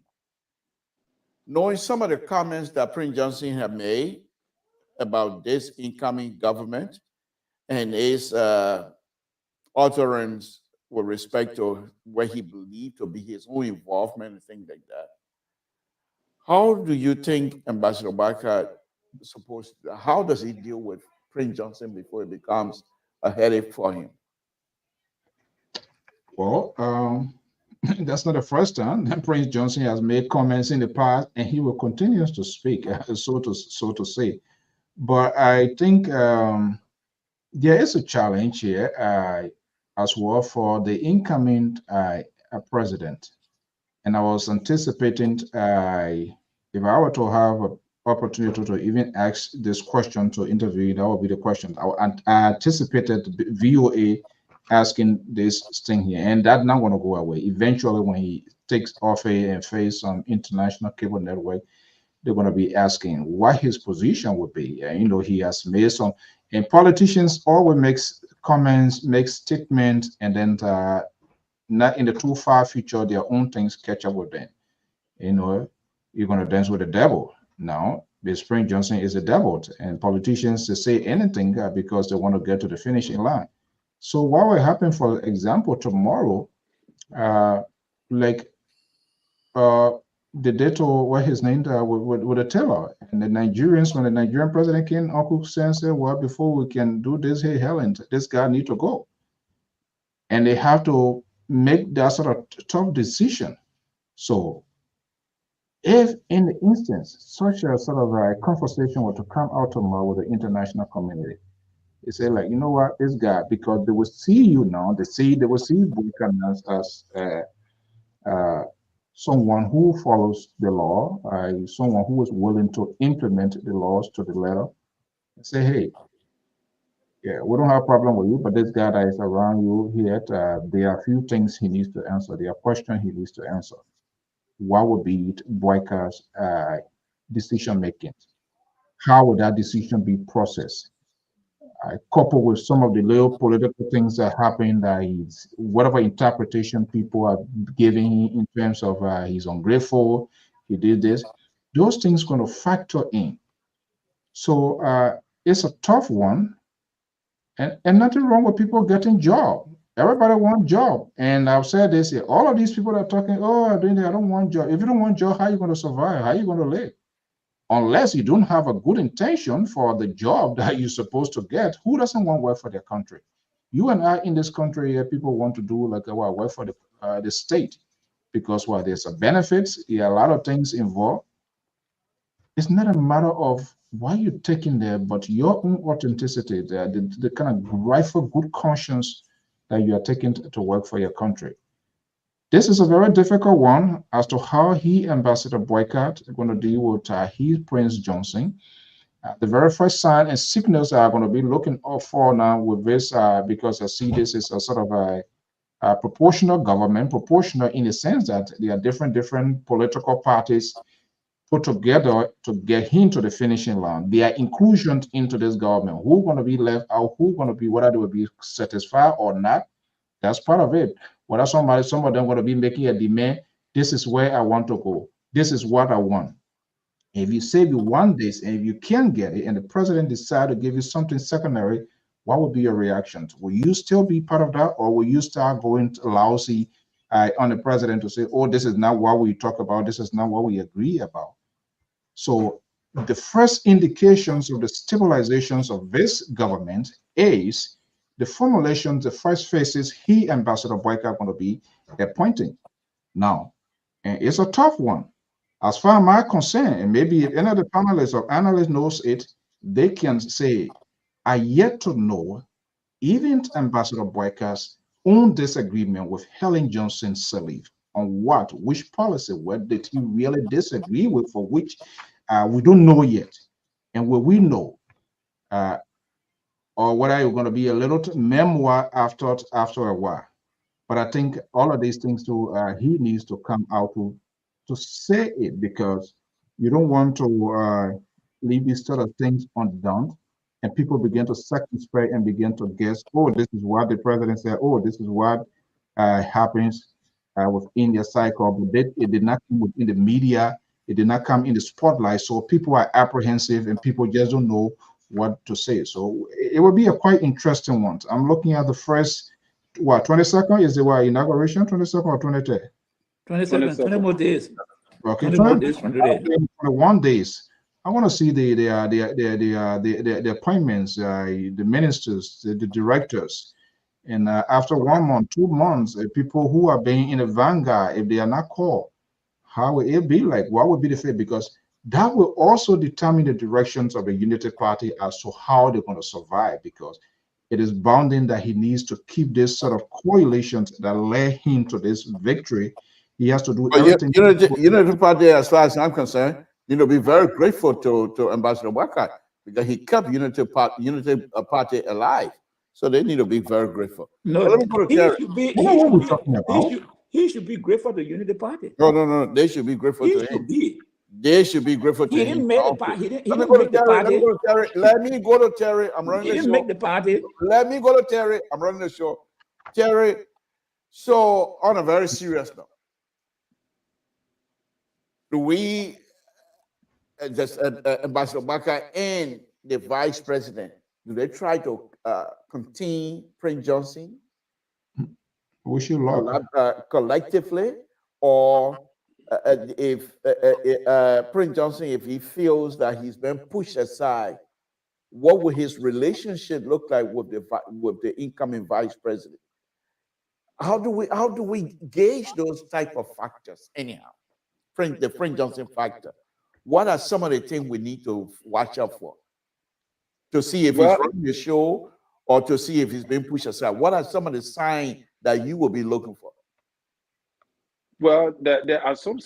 Number one, the sign I will be looking for is for Ambassador Boyka to make sure that Jeremiah Kun shut Prince Johnson up. I may sound very ridiculous, but that is what it is. I think the only person that can shut Prince Johnson up is Jeremiah Kun. So if Prince Johnson will continue to be alarming, it means that Jeremiah Kun is not happy. So the signs that I would be watching up for is the sign from Prince Johnson. If Prince Johnson continue to alarm, it means that Jeremiah Kun is not happy. Why? Because Prince Johnson and Jeremiah Kun continue to work very closely. And today I saw something on social media with the youth wing from MDR.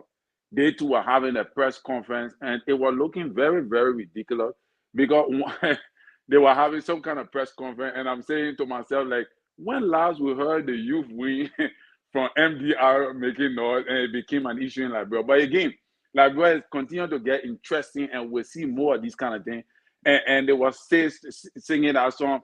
Everybody saying, I know what, Amanda, away too. So I saying, like Liberia always, it's just so very ridiculous, because you keep taking one battle cry. We got our own culture, and it's beautiful. We got your. Why you can use those kind of phrases? Why you there? Amanda, I wait to those are people from you don't even know the meaning of those battle cry. No, they don't. Shouting it. You even know the meaning. Now why there look at it? You got your culture get batty oh batty. Batty oh batty. Why you don't use those things? You hold it, Amanda. But what I'm saying is those signs, those red flags, Johnson start talking too much. And he's not shutting up or he start going too deep in making some heavy pronouncement. Right. It's a red flag. Ahead of national government, that would be a problem. Yeah, it's a red flag. That means to me, that Jeremiah Kuhn is not okay. Let me put the number up for Ambassador. And while you're doing that, But you there was something he did. No, you can go ahead, put the number, and nobody call, I will shut up. Like you remember the other day, he started calling that in as much as have basic disagreement, reservation, but for he as a city senator, or when it comes to a shut freedom FM down. I mean, there is a provision. If your media is liable to lawsuit, if your editor, if they put anything out there that is not correct, they can sue you, and the editor they can sue it. But for he as a lawmaker, and there's a system, there's a process involved. He shouldn't start making decision for national government as if he's a vice president or some sort of spokesperson for the government. And I foresee that going to be the thing, because every government has their own inner cycle. There would be things that you're going to be hearing. The government would not come to light. I wouldn't be surprised when he start throwing them out there and say, oh, this is what the government going to be. This is that what the government will do. That thing, and if Terry is quite correct, Jeremiah Kuhn should be the one to shut him down, because Jeremiah Kuhn, at the end of the day, after Boyka's presidency, even though the Ambassador Boyka has now said that, but most likely he will want to continue this. So he wants to be on a good track, good footing to record in terms of helping Ambassador Boyka as the number 2 person, so that he will be well marketed to the Liberian people when he decides to be the next president, when Ambassador Boyka decides not to seek re-election, whatever it is. But when you have people like Prince Johnson on the other side who wants to be the guy to be pressing the button, then that would be a serious concern that could jeopardize his own political career. Okay, thank you. Let me hold on, Andrew. Hold on 1 minute. Let me merge this other color with you. Okay, Andrew. Good evening. Thanks for calling. Yeah, it's okay. How you doing? I'm fine. Hello. Yeah, is it Andrew? It's okay. Yeah, this is Andrews. Okay. Go ahead. Happy New Year to all of you. Happy New Year to all of you. Thank you. Are you gonna congratulate me? Are you, Andrew? Are you gonna congratulate me? No, I'm with Mr. So. I'm with Mr. So. Terry want to know what the position is. You sound so excited, like you know something is in the pipeline. So I'm a little bit. Go ahead. You want me to blessing? But I never knew you was an insider. Okay. But Mr. So, to be fair with you, I agree with Terry. Doesn't mean he don't ignore anything, but I agree with Terry. John Malo to your CDC and Terry friend, your friend tonight. See you later, Martin. I'm surprised that Ambrose. But with the point that he's raising, that's a valuable point. Because look at the past president. Look at the president-elect. The president-elect gets $10 million. Where he got that money from? 200 bags of rice. Where he got that money from to give him? 2 million. Wait now. 2 million what dollar? 10 million liberty. 2 million what dollar now? But you told her you were letting up room. So when you saw 10 million, liberty from. The man will declare asset. You will see what he got. I know you're going to be the deputy public minister or maybe information minister because you're doing a good job. If LPR is supposed to rent your bill, so you can pay for all this free extra you give to the government that you elect. Because you more than people now, instead of be a panelist or journalist, you sound like one of they put on the traditional because you try to defend And you know, that's Oh my goodness. bro. I don't know that. Yeah, what of that? No, I don't know. Oh, okay, but you can ask him. Amos 12, Samuel 12, little bro. So, someone who was we after Samuel 12, maybe that's why Amos 12 is root to him. That Amos 12 was once as a deputy minister at Internal Affairs. Since he said he never served government or he don't have no experience when he was working in the past regime. But no money in internal affair, my man. Leave that thing. What Mr. Tola is saying is the No money. because the government for them to go get on the Cooper, they really need to do a lot of stuff that people will first win the source and help of the people because the people already told them what they want. So if you're going to deviate from that, and I think that will be an issue. But thank you for the show and thank you for taking my call. Thank you, Bruce, as usual. We really appreciate it. Thank you. Mm-hmm. Okay, Minneapolis, Pop, go ahead. Yeah, this is the incoming Chief Hassan Kanwa. I'm looking for a position, so out here doing my campaign. I'm calling from Samson Avenue. This is go ahead. Is it what? Sanction Boulevard or Avenue? Can you hear me? Yeah, we can hear you from Sanction Boulevard. Yeah. Northeast. Don't forget Northeast. Okay, Sanction Boulevard. I'm all right. I'm here campaigning for my new position. I'm trying to get some Kawa job. So we are calling other people because we can't be at not lifetime appointment. So especially the chief, so they keep giving me a battery, get to nothing but hey, then we gotta remove you now. So but on the serious, that one I go English. But I never see your cartel before. You don't show or no cartel. On a serious note, yeah. I will keep saying this over and over and over. Senator Prince Yelu Johnson is a senator. He's a sitting senator. He's a lawmaker. Any speech he makes as a senator should not have any reflection on the CDC government that he supported or the Unity Party incoming government that he supports. The man's a lawmaker. The man can make any statement, he's protected. Now, does he have the authority to shut down a radio station? There's a difference between speech and action.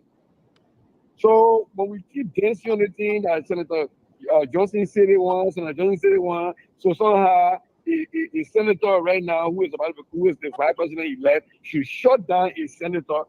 I don't understand that's even democracy that somehow the VP elect should be the one to shut down Senator Prince Johnson. They both belong to the same political party. Prince Johnson can say all you want to say. All they have to do is either follow it or not follow it. But to say that Prince Johnson has to be quiet or sometimes whatever Prince Johnson say now reflects on Joseph Nima Pocket and incoming government, I think that is taking the ball way too far. The question here was Prince Johnson Church has been packed, and the speculation now is that he is now people going there to go through it to get job. So he's becoming more impactful in those statements. Actually, he's becoming more impactful with respect to the incoming. Man, church impact, I was saying. To do one. If he's over there doing that, so I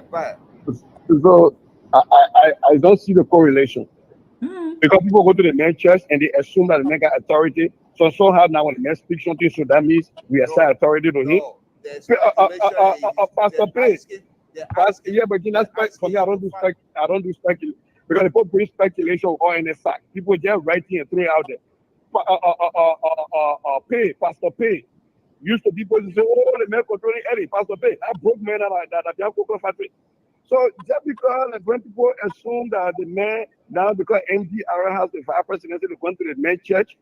And so when the man says something now, we get all of these things. You know, when you create a basis that is not like when you create a foundation of a statement that is not in fact, that is all speculation. There are more speculation, then it will fall like the Tower of Babel.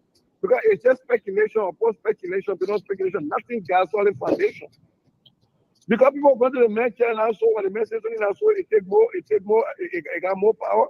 more relevant. For me, I'm still waiting for people that are bringing these speculations to bring some facts that we can sit down on and say, okay, now based on this fact as a foundation, let's speculate. But you can't speculate upon a speculation and upon a speculation. Hold on 1 minute, please. I don't want to. I want you to be heard. Please let me merge this. Okay, Sister, go ahead. But I'm here galvanizing support so that Jesus, like I myself, we can have this debate. We're gonna have a debate for this position. So I won't be the deputy Zoe. I will support the campaign. I won't be the deputy Zoe. Thank you. All right. But y'all don't put your hands on it again. Okay. What? To be a deputy Zoe? What's the content? And then we don't small money, no paper, then eating you. Amen. That's how it is. That's how I got that Zoe there. I don't hear, man.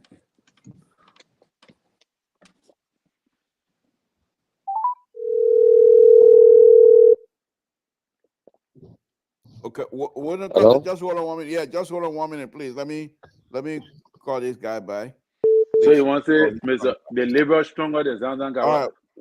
Man, Collins, that labor there. Okay. When they say men then go behind the horse, labor will not go there. Yeah. Thank you. You know, sometimes I find it difficult to understand. Like, Mr. Soul always said, everybody defend their own side. And it's surprising right now for my brother sister to try to kind of defend Prince Johnson as the thing he's saying. And at this early stage of the transition right now and the incoming administration, that creating red flag at this early stage. Now, Prince Johnson is not speaking as a senator. The law only defends Prince Johnson and giving the authority when he in section, the things he say in section, and the things he do as a senator, the law will back him for that. When Prince Johnson sit in his church and preach, when he come on air, he in his house, say those things, he's not saying it as a senator. Hold on. He's not. Hold on, let me put Sissy back on. Hold on, just hold on. But let me merge Sissy back. Okay, all right, cut that finish, then I can bring he's not saying it as a senator. He's saying it as a politician. He's saying it as a member of the coalition that brought this government to office. And he's one of the leaders because Prince Johnson was the one today, or is the one that made. So just hold on 1 minute, Carter, please. Let me make sure that because I don't want to. Okay, go ahead, Carter. Please make it brief now, so I can. So one of the people that made this man become president, and he has weight when he speaks. People listening to him. So I think it's wrong at this time for him to start making some statement that will make this incoming administration to have problems. Secondly, you want me to sit down here? Too much. Carter, hold on. You want me to sit down here to believe that your advice is a very good one coming to us? What you want me to say? Carter, we're not. Are you speaking to me? Are you speaking to me? Yeah. Oh yeah. So listen to me. I told you. I said apart from being a supporter of President Weah, I'm a Liberian first. I love Liberia more than I love President Weah. So let me be honest with you. When this administration succeed, I succeed. Liberia succeed. So that's the thing we all should understand. I'm trying to tell you, it's too early for Prince Johnson to start putting red flag in the minds of people or flagging out some stuff here that will make Liberian people to start looking at this incoming administration to be somehow, not correct for our people. And he's doing it. Why is he asking for 700 jobs for Nimbadians? And Nima people, the only people in Liberia to get jobs. Why you can say, let's support this government so the government can help to develop Nima country? But Prince Johnson asking so Why? Why? Prince Johnson ever become president or his people become president? Just the same thing that they accuse Doe for. Just the same thing that they accuse President Weah for, or taking the southeastern people to be the major contributor of his government. Just the same thing he exhibiting. And nobody can frown at this early stage. I think it's sad. I think we should understand that Liberia for all of us, and the president has the right to hire and to fire. So let the president do what he has to do, and Prince Johnson should stop making no kind of Did you ever express a kind of sentiment when Thank Prince you. John was Thank Prince you. George? Did you express a Very kind of good. sentiment? 412 number 412-4950. Yeah, Libra, this is Toto. Oh, Doc. Good evening. Yeah. Good evening, Yeah, Libra. we haven't talked since the Uh, incident from your time where I expressed my sympathy, and I'm sure that the panelists himself have been expressing Yeah. sympathy throughout. So, my brother, sorry to hear those things, man. Libra, you hear me? You hear me? Yeah, we can hear you. Yeah, okay, yeah. Let me greet the other gentlemen in studio. Thanks for the show tonight and also for the discussion. I wanted to switch a little bit, but for me, when it come to Prince Johnson, despite the support that Prince Johnson gave to the Unity Party of Boyka, I'm not a fan of Prince Johnson for day one, and I want to know that they're very critical of him when it comes to his involvement into activity in Liberia. And for the fact that Prince Johnson pushed me outside office when we're advocating for dual citizenship, so we should get outside office. Wait, he pushed you outside? Yeah, so I'm not been a big fan of it. Yeah, he pushed us out outside office. He said we should get outside office. That's supposed to dual citizenship. We should get outside. So I've been very critical of it. But let me just talk about the disaster that took place in my hometown, Totota. Right. It's very, very, I don't know, the best adjective I can use to describe the scene and to see pictures, labor. And I've gone through a lot of tremendous pressure in terms of reaching out and also to provide leadership in some of the area. Labor just put in the situation, you for total, and you carry the need two. And I'm for total, carry the need total. To see the pressure from all the various groups that they're trying to reach out to provide some services to our people. If you go to the bunker, the association, I went and contributed again. As a total, they'll say, but man, at your time. The other subgroup, I went again, I contributed. The total citizen again, the diaspora, I went again, I contributed. Wow. Just to make sure that we provide the care and the need for those that have died and those are in critical condition in the hospital. And so far today, there's no death news have been reported so far. But for the last few days, every 2 or 3 persons have been dying. And we are expecting, according to doctors and medical practitioners, that there'll be more death. And some of the pictures that I saw, they will die. It doesn't matter of time. You know, so there's a disaster about taking over Liberia. We need you guys encouragement and support in any way that we can be able to provide for the victims that are alive and their family also too. So I want to say thank you so much for the support. I think by Joy said that he been attending some of the meetings also too. I want to say thanks to him for his support also too. Thank you. And please, we'll continue to pray for one another. And please be strong. And Mr. So, Terry, Dr. Toto is on the line. Anyone you want to make a comment before I go on to the next one? Yeah, Dr. Toto, good to have you here. You keep breaking on the line without hearing you too well. Huh? Yeah, hold on. We'll come in. Okay. Mr. Tori got to speak louder because we don't hear you when you're talking. Oh, I'm sorry. Okay. So, are you hearing me, Da? Yeah, we hear you, Mr. So, but Mr. Tori keep breaking in. Okay. All right. So, okay, Mr. So, the doc dropped off, so I think you can make your comment when we once the call process. Yeah. Go ahead with the callers. We can go ahead. All right, let me go on to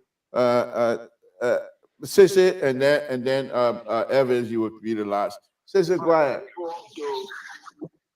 Okay. Yeah. So I wanted to drop a few nuggets because this is the Liberian Public Radio, and here we come here to educate. So I hope my brother Keto is still on. Sometimes we listen to learn, not listen to respond.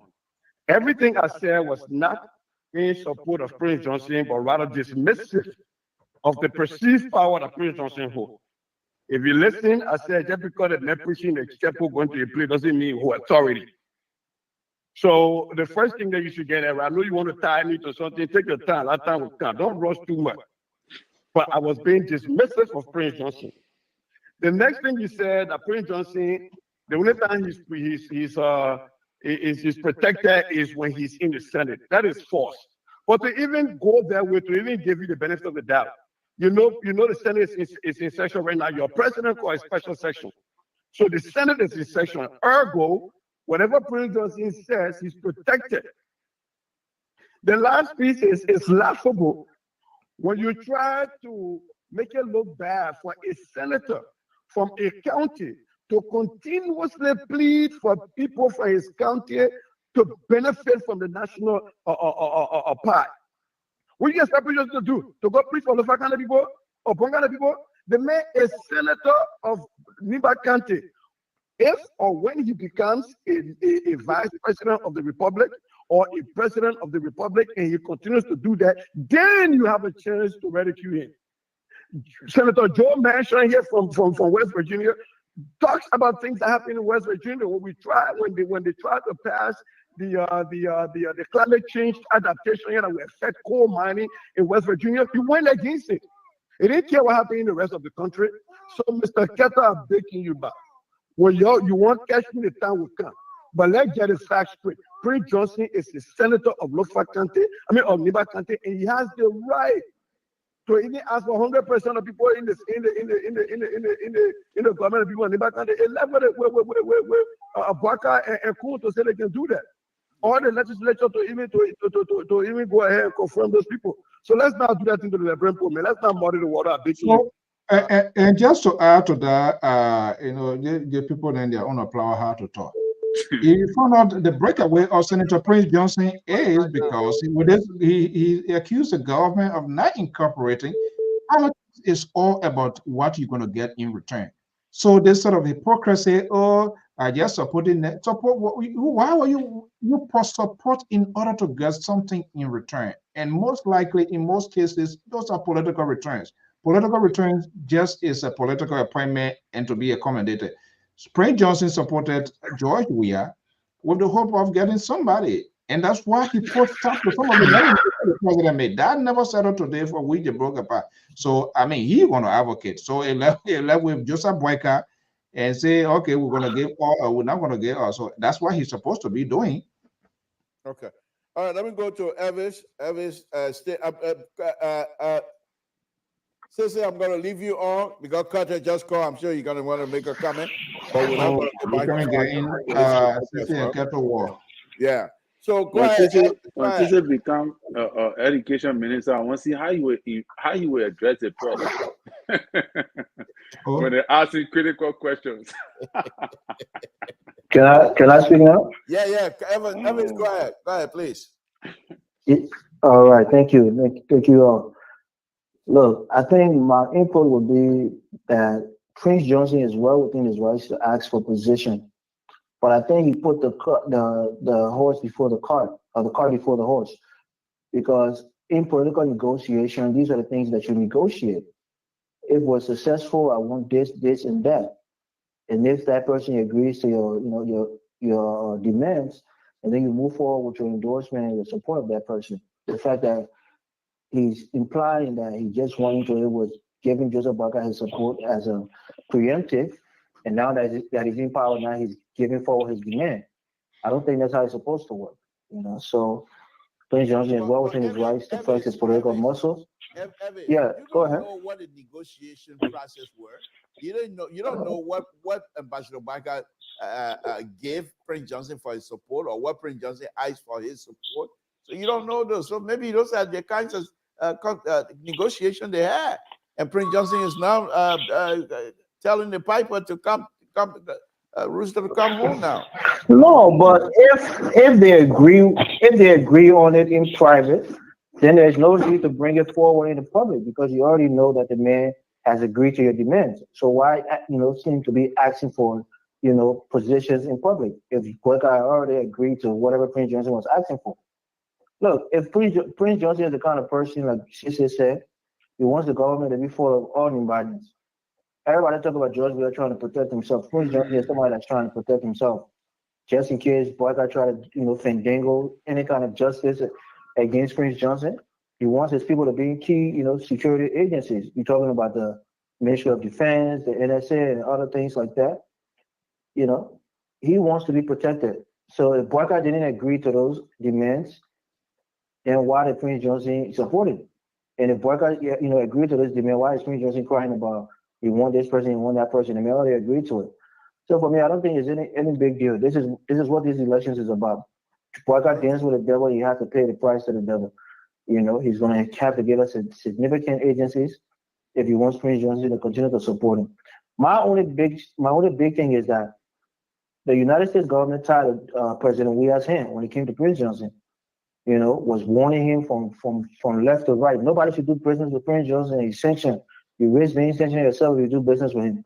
Since Boyka got elected, since Johnson endorsed Boyka, the U.S. never said anything about it. They never even had a whisper about what was going on, that political marriage between Johnson and Boyka. Nobody said anything. So was it only against President Weah doing business with Johnson, or was it just, trying to scare him away from one of the biggest political allies he could have to win these elections? That's what we're looking at. But I think overall, Boyka and his people are going to try to put Prince Johnson to the side, and it's going to even try to alienate Jeremiah Cohn. We'll watch and see it, but we know who Boyka is, and we expect him to be who we think he is. And that's a man who's not going to take any drastic action, apart from maybe seemingly trying to clean corruption. Okay. Just watch and see. I've been saying it, and I continue to say it. Thank you for taking my call. Thank you. I very appreciate it. All right, Carter, make it. Oh shit! Everybody gone again. Oh my goodness. Okay. Okay, Mr. So will somebody closing? Let me bring this bill back in. Let me bring this bill back in, please. Carter was next, and then. Hello? Yeah, Carter, hold on 1 minute. Let me put this back on, so you'll be able to hear you when you call. So you're just looking for Clash of the Titans here today. I'm enjoying myself. So you're just looking. Okay, say. Hello, I'm on.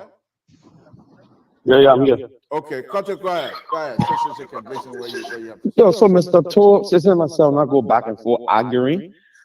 What I call back for is to help educate our people. Instead of this senator are coming. Wait. You want to educate our people, but since it's not your people. Please, Sister, Sister and myself, we're on different level now. So don't even stop. So anyway, this is it, right? I have to and let us use this platform to educate our people. Okay. Nima County needs development. When this Senator John, the ambassador, the CNRP, let us put together so we can make you president. I think in my mind, he was doing it in the interest of Nima County as far as development. Opening corridor for Nima County to be exposed to the rest of the country, carrying roads and other stuff, not to give appointment to Zimbabwean, because that's the thing he keep doing. And the message is he will recommend those people. Is he taking money from them to give them a job? So if he employs 700 Liberian in Joseph Parker government, and Joseph Parker says that, oh, I owe you. I ain't carrying road to Nima County. I ain't being hospital in Nima County. I'm not being school in Nima County. Will it be a justification for that? Will it be something that the Liberian will love? Also for the rest of the almost or 900 Liberians, how they are going to benefit? Just for 700, 9,000, 900,000 Liberians. What's about how they will benefit? If only 700 get job in the country, in the whole country, is Nima County going to benefit from that? That's what I'm saying. That man should be pushing Nima County development through the legislature, because he has contact with the president, because he didn't want to talk the president to the finish line and see how Nima County can develop. Instead of asking for job. I think that's all I'm trying to say. Okay, thank you. And then close up before I move back to Mr. Yeah. I like my brother Keto. Every time you hold your feet to the fire, they move the goalpost. Anytime you hold your feet to the fire, they move the goalpost. Keto, first of all, has not even accepted the correction we made. Number two, you say that Prince Johnson asking for jobs for Liberians would not support development. That is a flawed argument, because the first thing is employment. What else? Yeah, a lot of multiple people talking. Keto, you get people? I think somebody else just came on. They got. Yeah, I think I can. Go ahead, Cesar, go ahead. One of the things we look at for development, one of the key indicators is unemployment rate. If the man is asking for jobs for his citizens, he's trying to reduce the unemployment rate. Look, people are trying to judge something that hasn't happened yet. All these soothsayers, all these people that can cause shame for the CDC, let them wait. Let's wait. Let Joseph Boakai announce his cabinet. We look at the cabinet, we look at the list-up, and then we judge it. Are you talking to Carter and the like of Brigable and all the other people? I'm talking to all of them. I was fucking saying, I said, well, we need election, didn't we? They said, Joe, we are lick it. He's lick it. They lick sanctions. I didn't want to talk to. Not some of them. Okay, all right. Let all this slow down. Okay. Because Carter then trying to explain something that nothing is happening yet for. So what I will hope for them to do is to wait, let the announcements be made in government, and then we can judge it from there. And then if Keto wants to tie some of us to Prince Johnson, let's wait to see what happens and see if we support Prince Johnson action when it's extrajudicial. But just because you don't let a man today that you danced with yesterday, when a man says something that is protected, then you want me to go against him simply because you went against him today, that it will now hold Keto. Last year, according to your coach said, I can't even believe you no more because you said you were licking thing to the man's leg sanction and get diarrhea. So you all lead that talk. Okay. Oh my goodness. All right. Thank you, sister. Oh, all right. Okay, guys. Let's give a quick closing here. Let's start with Terry. Terry, what will be your closing tonight? Mr. So can close it for us. What will be your closing for the night? Well, the back and forth with Sissy and Keto, you got to understand, Keto, that position is very vital. And the positions that Prince Johnson is asking for, if he is granted that position and then having the vice president position, it could cause either a upliftment for Nima County, or it could cause a downtrodden for Nima County, because it depends on which position is given to either one of these 700 persons. For example, if you give the man finance ministry, he controls the revenue. He can decide to divert development to Nima County. So you got to look at that. But what we are also saying, our senior brother Cisse, is that Prince Johnson, too much talking, also undermines the party's agenda, because it seems as if to say you are not getting the fair share of the deal when you start talking, because all of what you're talking is supposed to be done in-house. It's not something you're supposed to be discussing all on the social media and people be talking it in your church. You go on your pulpit and you're talking it there. You understand what I'm saying? That's something that you, Jeremiah Kun, you're supposed to sit down on the table with Ambassador Boka and discuss behind closed doors. So if you are bringing it to the public now, it means that something is wrong. So it creates speculations in the public and people start giving narratives. They start carrying the news in different way, and you don't want that to happen right now. Terry, So, let me push back, even though that's your closing, but let me push back. He's a politician. He was elected by the people. And so he's supposed to advocate for the people. And so he's choosing to advocate publicly for his people. So his people know that he's doing the work. Yeah, but Libra, I'm not saying he's right or wrong. All right, for advocating for his people.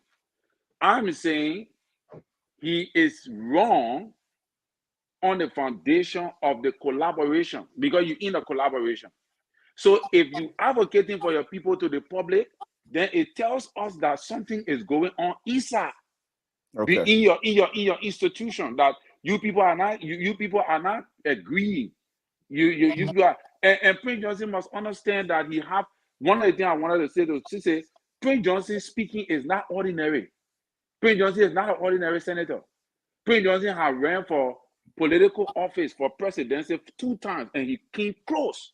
And now Prince Johnson, a party holds the VP position, which means his party can emerge to become president, to become a party can be head of state anytime. So his speaking is not ordinary anymore. He's not an ordinary person in our Liberian politics. So we can't look at him to say, oh, he's just an ordinary senator. No, we have seen Prince Johnson consistent or involvement in our politics that have led to several different wins on 3 different occasions. And this one is the one that also put Prince Johnson to the limelight. So whether you like it or not, Prince Johnson is not an ordinary person. So anytime you speak, people do not take it with a grain of salt, you know. All right. So, but thank you for the show. Yeah.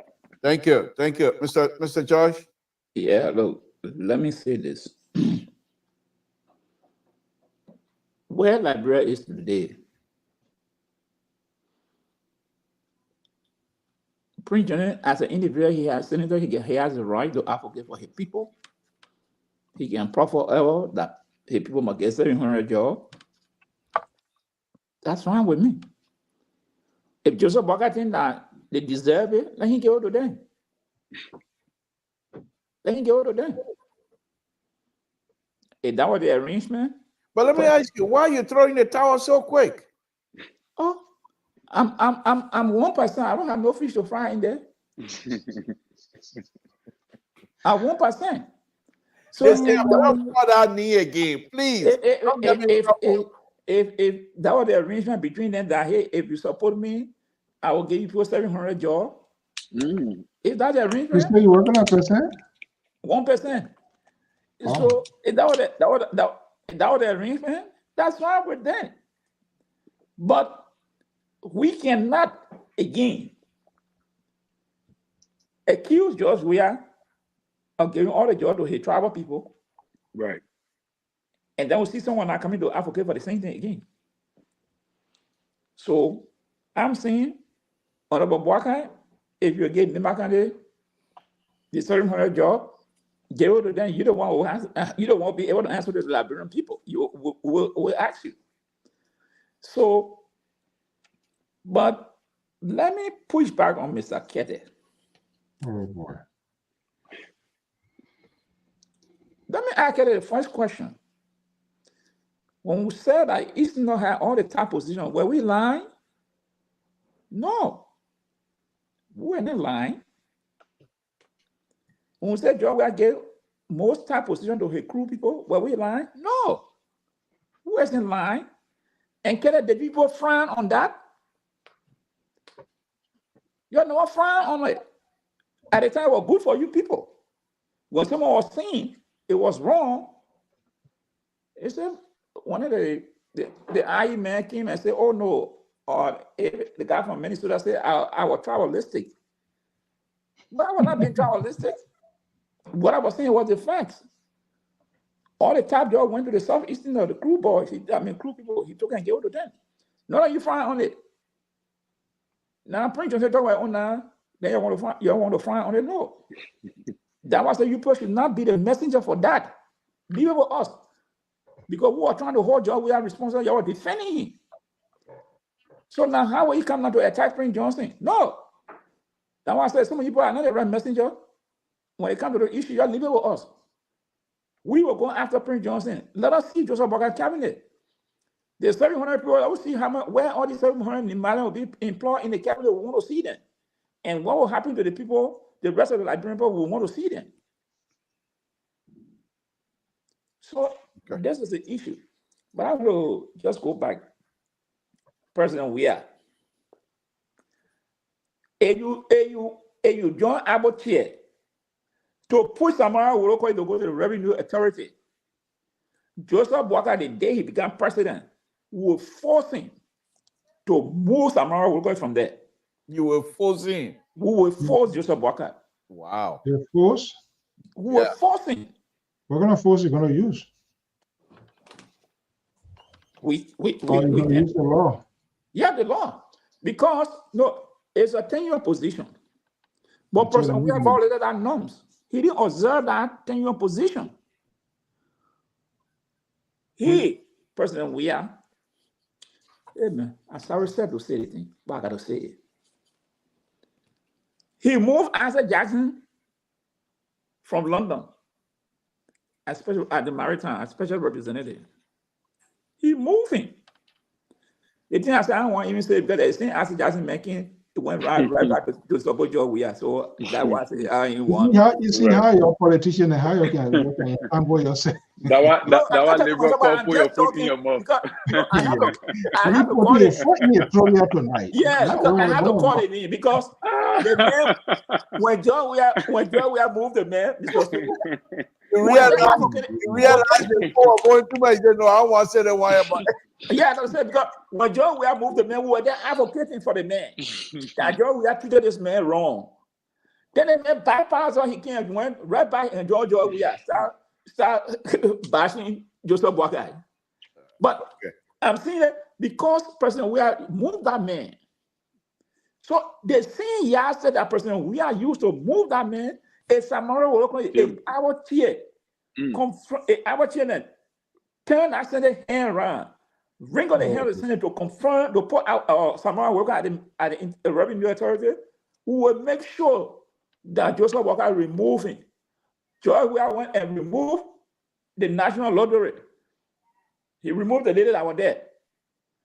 So I'm just telling you a suggestion, open your ears. It's Samara worker. I think the probably need to be the chief police director. I think for salary, people will be walking straight at the email. You bring police director, you will beat the press people doing press conference. I will tell you one story. I will tell you one story. What happened there? Because these things are wrong. So a person will think that he want to post somewhere to cover the Didiba. It will not happen.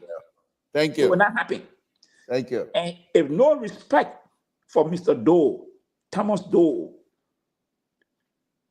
President Weah, this is not respect you show to people. This man worked for you 6.5 years. He died. Let the man have peace of mind. Let it bury him in peace. Because look at what he did today. He go send letter, Mr. Soul. The Lebanese people that did the sign for the people to get out duty free. They were the one who sent a document to the Senate. The people ratified the document, sent it, then he sent it back. He said, oh no. Because the nature of the 1 year, I will leave it for the incoming president. So why you can't leave the Liberian Revenue Authority? They pay where our money come from. That one more important than the ratification of the contract. I mean, the agreement. The agreement not important. They pay our money coming from. They pay all our money. That one should be national concern. You're supposed to leave it. But instead of that, you say, oh no, I will not lead that one. I will fill that one, the one you can talk about later on. So, person, we're not falling for that skin. Thank you. We go there, we're going to move him. Okay, thank you. So who are you? You Ecomo? Let me come to Mr. George. Mr. George, thank you very much. Mr. So, thank you for your participation tonight. It's been a wonderful night. We're way over time, and we're just going to call it. Got to Mr. So now we wait all time. Yeah, got to Mr. So we wait all time when you're doing all your top. You know what, tomorrow Mr. So deal. Yeah, you the man. I got no problem. The same road I have monkey can have bamboo. Oh yeah.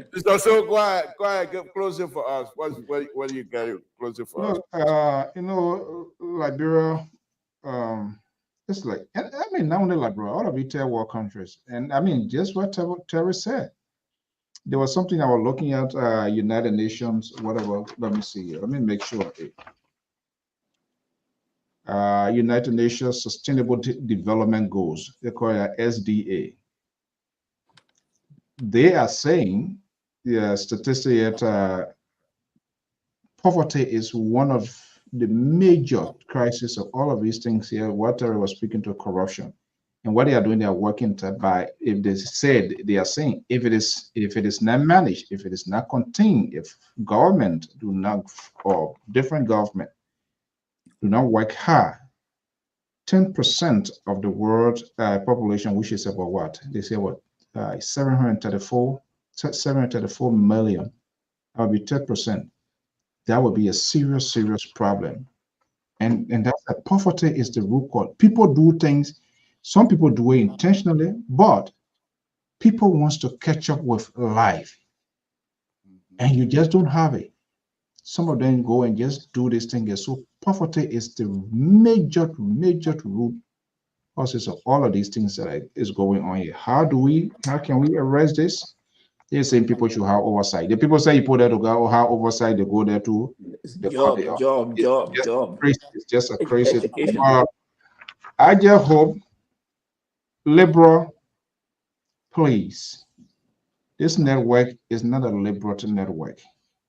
Liberia, plenty challenges ahead. We don't come here to come dance. If you want dance, go to Toll Town. They get a lot of drums. I just got information they brought enough drums from Cote d'Ivoire and other places.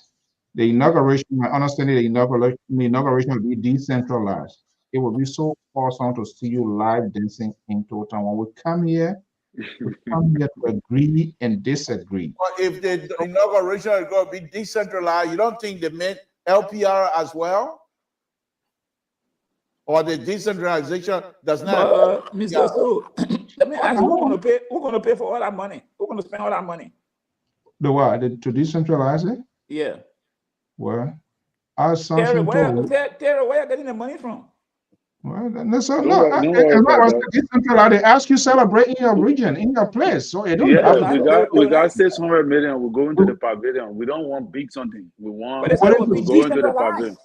Yeah, that's what I said. That's what we are hearing. So we're waiting to see how much going to be invested. How much going to be invested inside? Yeah. But if they say decentralized, stay in Saraye. You don't got to come get your pound one bottle as usual. You provide your own entertainment in Total, in Zlatan. Yeah, there will be the you know the you know the I'm talking about. The pro, no, I know that place. The pro, yeah, the pro. No, I'm talking about Saraye Yeah, but look, I think we just gotta wait. I'm just interested. I only know Zwaju small, but I know all the places you're talking about.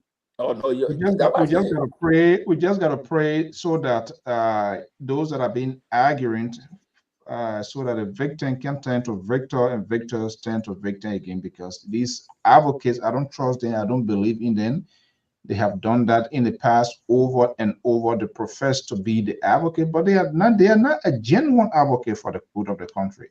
When they are in the system, they don't see anything wrong with the system. When they kick them out, then they turn like a renegade soldier, and that's where you see them screaming and yelling, and they say they want to be an advocate. That's just, I don't like that. They are not honest. They are dishonest. Mr. So they got no more access to power. They're not the one they want to talk. Now they all want to have access to power. So that then. All right. Yeah, so that's it. Thank you, guys. And we'll be on here again tomorrow. Where conversation will be wonderful conversation. And I'll be leading those conversation again tomorrow. So, you'll be leading. What is he going to be leading? Hold on. But I thought Liberia was going for the inauguration. No, I can go. Yeah, but you and Liberia supposed to be there. You got 2 weeks. You can be there in 2 weeks. I won't go after the inauguration. I'm not prepared to go, man. I wanted to go to see how best I could help LPR get information, but I'm not ready, prepared to go. Yeah. I'm going to go after inauguration, if at all I'm going to be going. But I want to thank all of you again tonight. But you won't go and cry again? You won't go and cry? Samson too. Now you and your patron talking point. Oh, you don't know, they don't move me. You ain't able me. But let me say this. I want to thank all of you, Mr. So, Mr. George, Terry. Thank you, guys. Let's meet tomorrow, and we'll continue to bring this subject matter to life for our brothers and sisters to participate in the conversation. And these are our own opinion. We come here sincerely offer our opinion. Some of them might be ridiculous, but we're just still gonna. Let me ask you. Yeah. You have fought, you have advocated, and I strongly agree with you with respect to your area of expertise because you want to hear. Now, this is what I hate, and I will say it in this manner. People get the tendency we want this, and at the end the war, but they don't want to survive. You, Samson, too. Are you willing? If you truly believe Ambassador Joseph Boyka is the leader, are you willing to make his government to be a success by contributing, by going with this road song you've been singing, which of course that's your area, you're capable, you can do it. Are you willing to help? Okay. It's a very serious question, and you're very serious about it. You're not smiling. That means you're very serious. So I better take it serious as well. This is what I'm willing to do. I am not willing to take on ministerial position. No. Not even the assisting, not even deputy. What I'm willing to do is to teach. What is lacking, you already have engineers in Liberia, but they refuse to apply the engineering principle. They refuse to apply the construction. Oh, hold on there. Let me just phrase it. Will you be willing to be a consultant?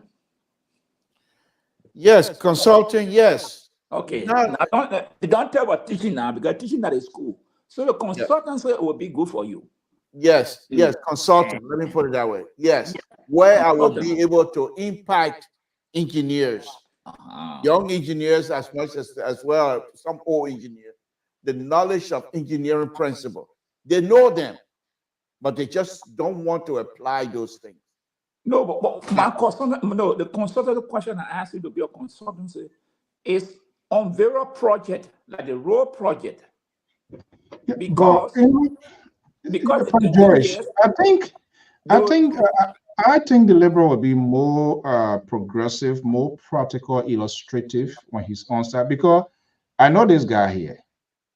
He's the guy who, like, even though when it comes to talking, then the tapata, but when it comes to applying his principle thing, something that he knows he learned, well, he would be straight to it. Trust me, we reach out to, and it's just unfortunate because we have some good friends.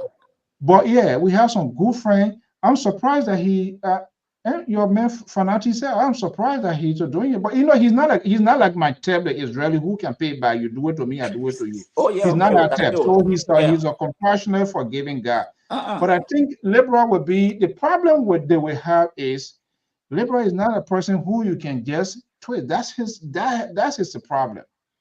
That is the problem. But I think it is time, this notion of, let the people do it. I don't think that we're doing our country good.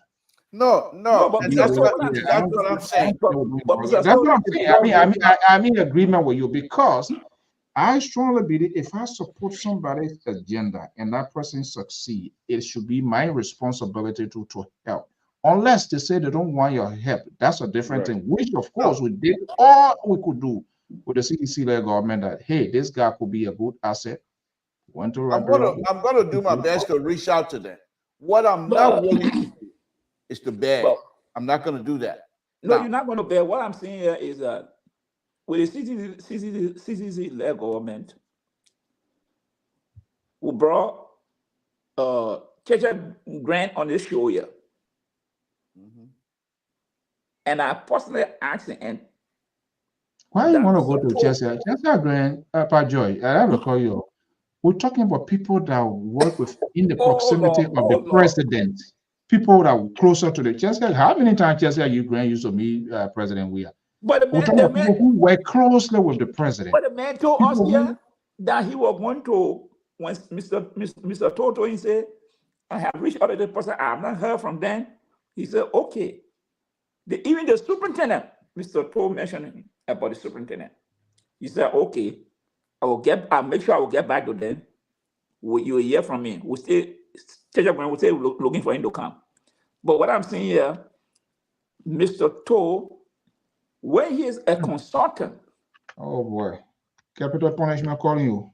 That would give him the power to tell it. He can tell the engineer that this is not right.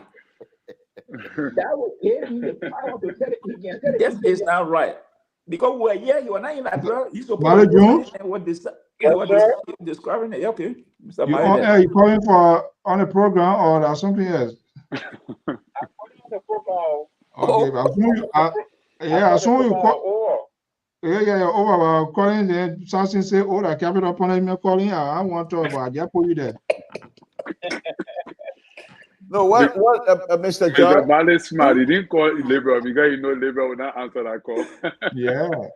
I said, good man. Why you not agree with him? You don't answer, you don't take a call. So myself. So, Mr. George, yes, I will, consultant says yes. But what I really want to happen, because most of these people I was in Liberia. I saw these people at work, and they are good engineers, but they just don't want to take the time to apply the engineering principle. First of all, they don't have design team with respect to public work. They don't do no Labor, design. you need to be on the ground. We don't want you to be that consultant thing that. Hey, how you go for inauguration that time? It's time for you to pack your load. We will pay your way. We don't even need to pay. We're not here for you know all that time after you talking consultant. No, we won't see you under the bridge with your vest on without your thing. All you can wear when you're doing your construction work. Telling the people what to do. The man can be inspecting the work because they put a cotton work corner. That's the problem. Because if Ambassador Walker must succeed on the road project, Labor, you have to be number one man on our list. I'm seeing the post. That's for me. That's what I'm advocating for. I want I'm with Mr. So 100%. That cut corner. That one I want to see. I'll tell you now. Look, it would be a shame. It would be a disgrace from day one. Since the whole thing here, you advocated for the man you believe in, you say you can do it, and for him to get it, for you to sit down here to be being breached after finishing doing it, then they give it in honor of white retired old man, and then you want to go and see. This guy, honestly, I remember he went. When was the time he went to Liberia? Cisco River Bridge. It was built by the Vietnamese, I believe, whatever time, and he went. I didn't know he looked at it. He said, since that time, nobody has gone there to do an inspection. Truck car, they are going in. Yeah, Central River Bridge. Yeah. Since the building, they have not done any work on it.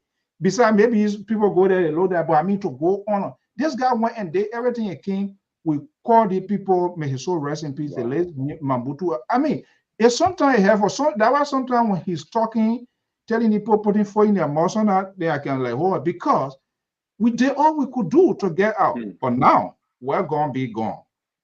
The man who you supported, where you were just dancing a few minutes ago, in the next couple of days, weeks, he's gonna be president. If they call me, they don't have to call you. You need to go. They don't have to call you. They are your country. You need to go. Nobody gonna call you. Nobody calling you. Since they don't know you, you now know that you just tell them, say, this is I'm here to do. And the making here say everybody should come. Liberal, you you know will go what? We ahead. can You will say you are. even advocate Ain't to got, get, but if Mr. it So ain't costs got for us money to on the get line. on spoon to sell you, we can do that. Why would I want to go? I can go on fork. Mr. So ain't What I got mean, no. Mr. You So, got to go to Spoon to sell him. They listen. They know that. They saw Johnny there, all I'm Joe saying, Norris, and they all all right these here. people, they listen to Unless this they shit. decide to do it the same way where they were blaming the other people and just decide to poor people that then will come here and say, I don't have to go on Spoon to something here. Spoon said, Anyway, her own problem. Why I'm going to do that? look at But yesterday, they about kind of think, Mr. they So kind ain't of got think money. Labor was Mr. So ain't discussing got about money the on the road, line. the Yeah, sea, Mary Jones. all the kind of things. Labor, Yeah, Sorry, I we need you in our country. We don't want you in, like, bro, we need you there. my call anyway, but no problem. I still stand by my What you say? What you say? My man, the man say you're a good guy. He want to talk to you. Yeah, here is the issue. If the new government is going to go the whole way, trust me, nothing going to happen in our country. Let's go to the issue of the engineers and the consultants. The Liberian educational system is fraudulent. It's underwater. So I doubt these engineers, their capability, also today, roads are not built in that place. People are doing all kinds of things. If this government is serious, I've been told by sources that they have over 18,000 engineers in our country. I'm not talking about the consultant. All right? The degree those people had, I don't know whether it's still compatible with the modern thinking strategy of making right now. What a moja train. So That's not simple. Answer that one because they don't want probably Liberian engineers. Subjective analysis. let us go back and do some top course training, including the consultant. Let us go back and meet up with the teaching time. People are even getting rolled on computer. All right? Yeah. People still holding fast to their 1960, 1970, 1980 engineering degree. It's incompatible with the teaching time right now. That's the reason why the road not going nowhere in that country. Because the people are stuck. No new ideas. Send the people out to China, to America, let it be trained so that they come back with new ideas.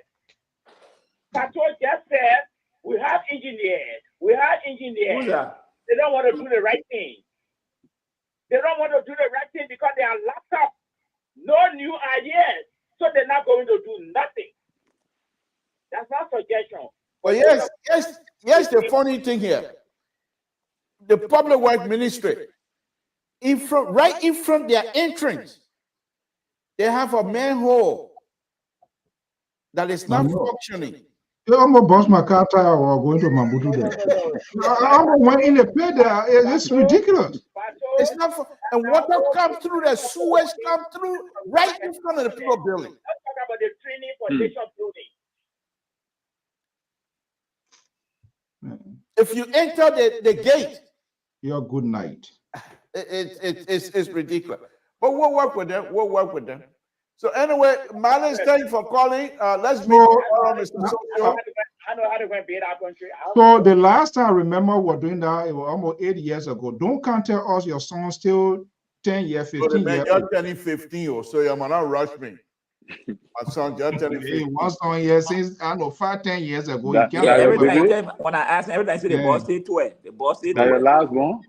Yeah. Oh, the last one part, forget You it. say how old is the man? You say how old is he? 15. How can 15-year-old man be working? No, you're not working.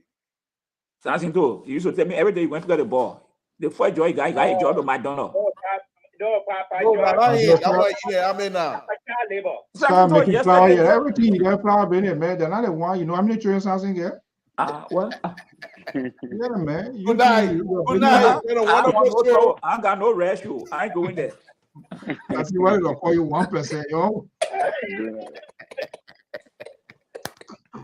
All right, guys.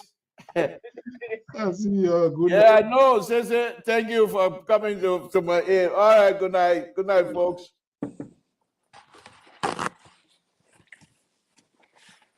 Again, thanks. Good night. Thank you all, folks. Again, Samson told Liberia Public Radio. We're going to say good night to all of you. Those of you that have been tuning in,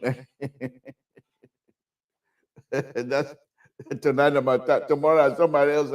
We want to thank you very much, and we will do our best. To be honest with you, we're well trained and well positioned. What I'm not going to do is to beg anybody anymore. I beg if the outgoing administration talk to Smith Tobin, talk to Smith Tobin yelling at me just because I want to help, not that I want job. I'm not going to go through that. I will offer I will try to connect with some of those people and offer my services. If they agree, I'll help them. If not, I'm working. It's not like I'm not working or looking for a job or any of that kind of stuff. So what I will not do is to participate in a system that will try to scam the Liberian people. I'm not going to do that. I'm not going to do that. But anyway, that's not about the show. I want to thank all of you. Let's continue to pray for one another. Let's hope that the incoming administration will be successful. There are many qualified Liberians, well-trained Liberians that are ready to help this administration. All the incoming administration have to do is to continue to open your arms and invite people truthfully and honestly, transparently. Offer the people, some of us, if you open your arm, we'll send our resume. And if we're qualified, you give us the opportunity to work. If we're not qualified, you set it aside. Simple as that. I want to thank you very much for this wonderful, way over time. And we'll see you guys tomorrow morning, or tomorrow, now in the morning, but tomorrow we'll be back here on Mr. Social. Good night, folks. Been a wonderful evening. Thank you. Good night. Le père votre vignon. Cadeau. Baïmoa. Ablénoa. En soit tout le peu Ablénoa. Moi, non, Kai. Faut de siate de Sébi. Zouzou.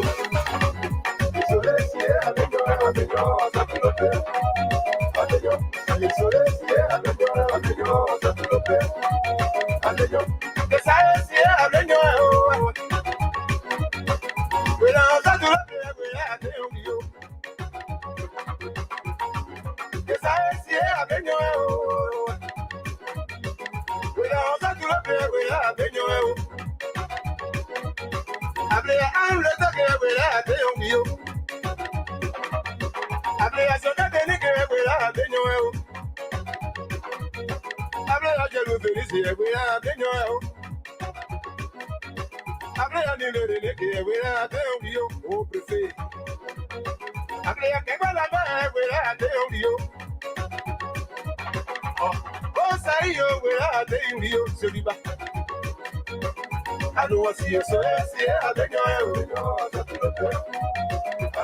Oh, shut up, where I tell you.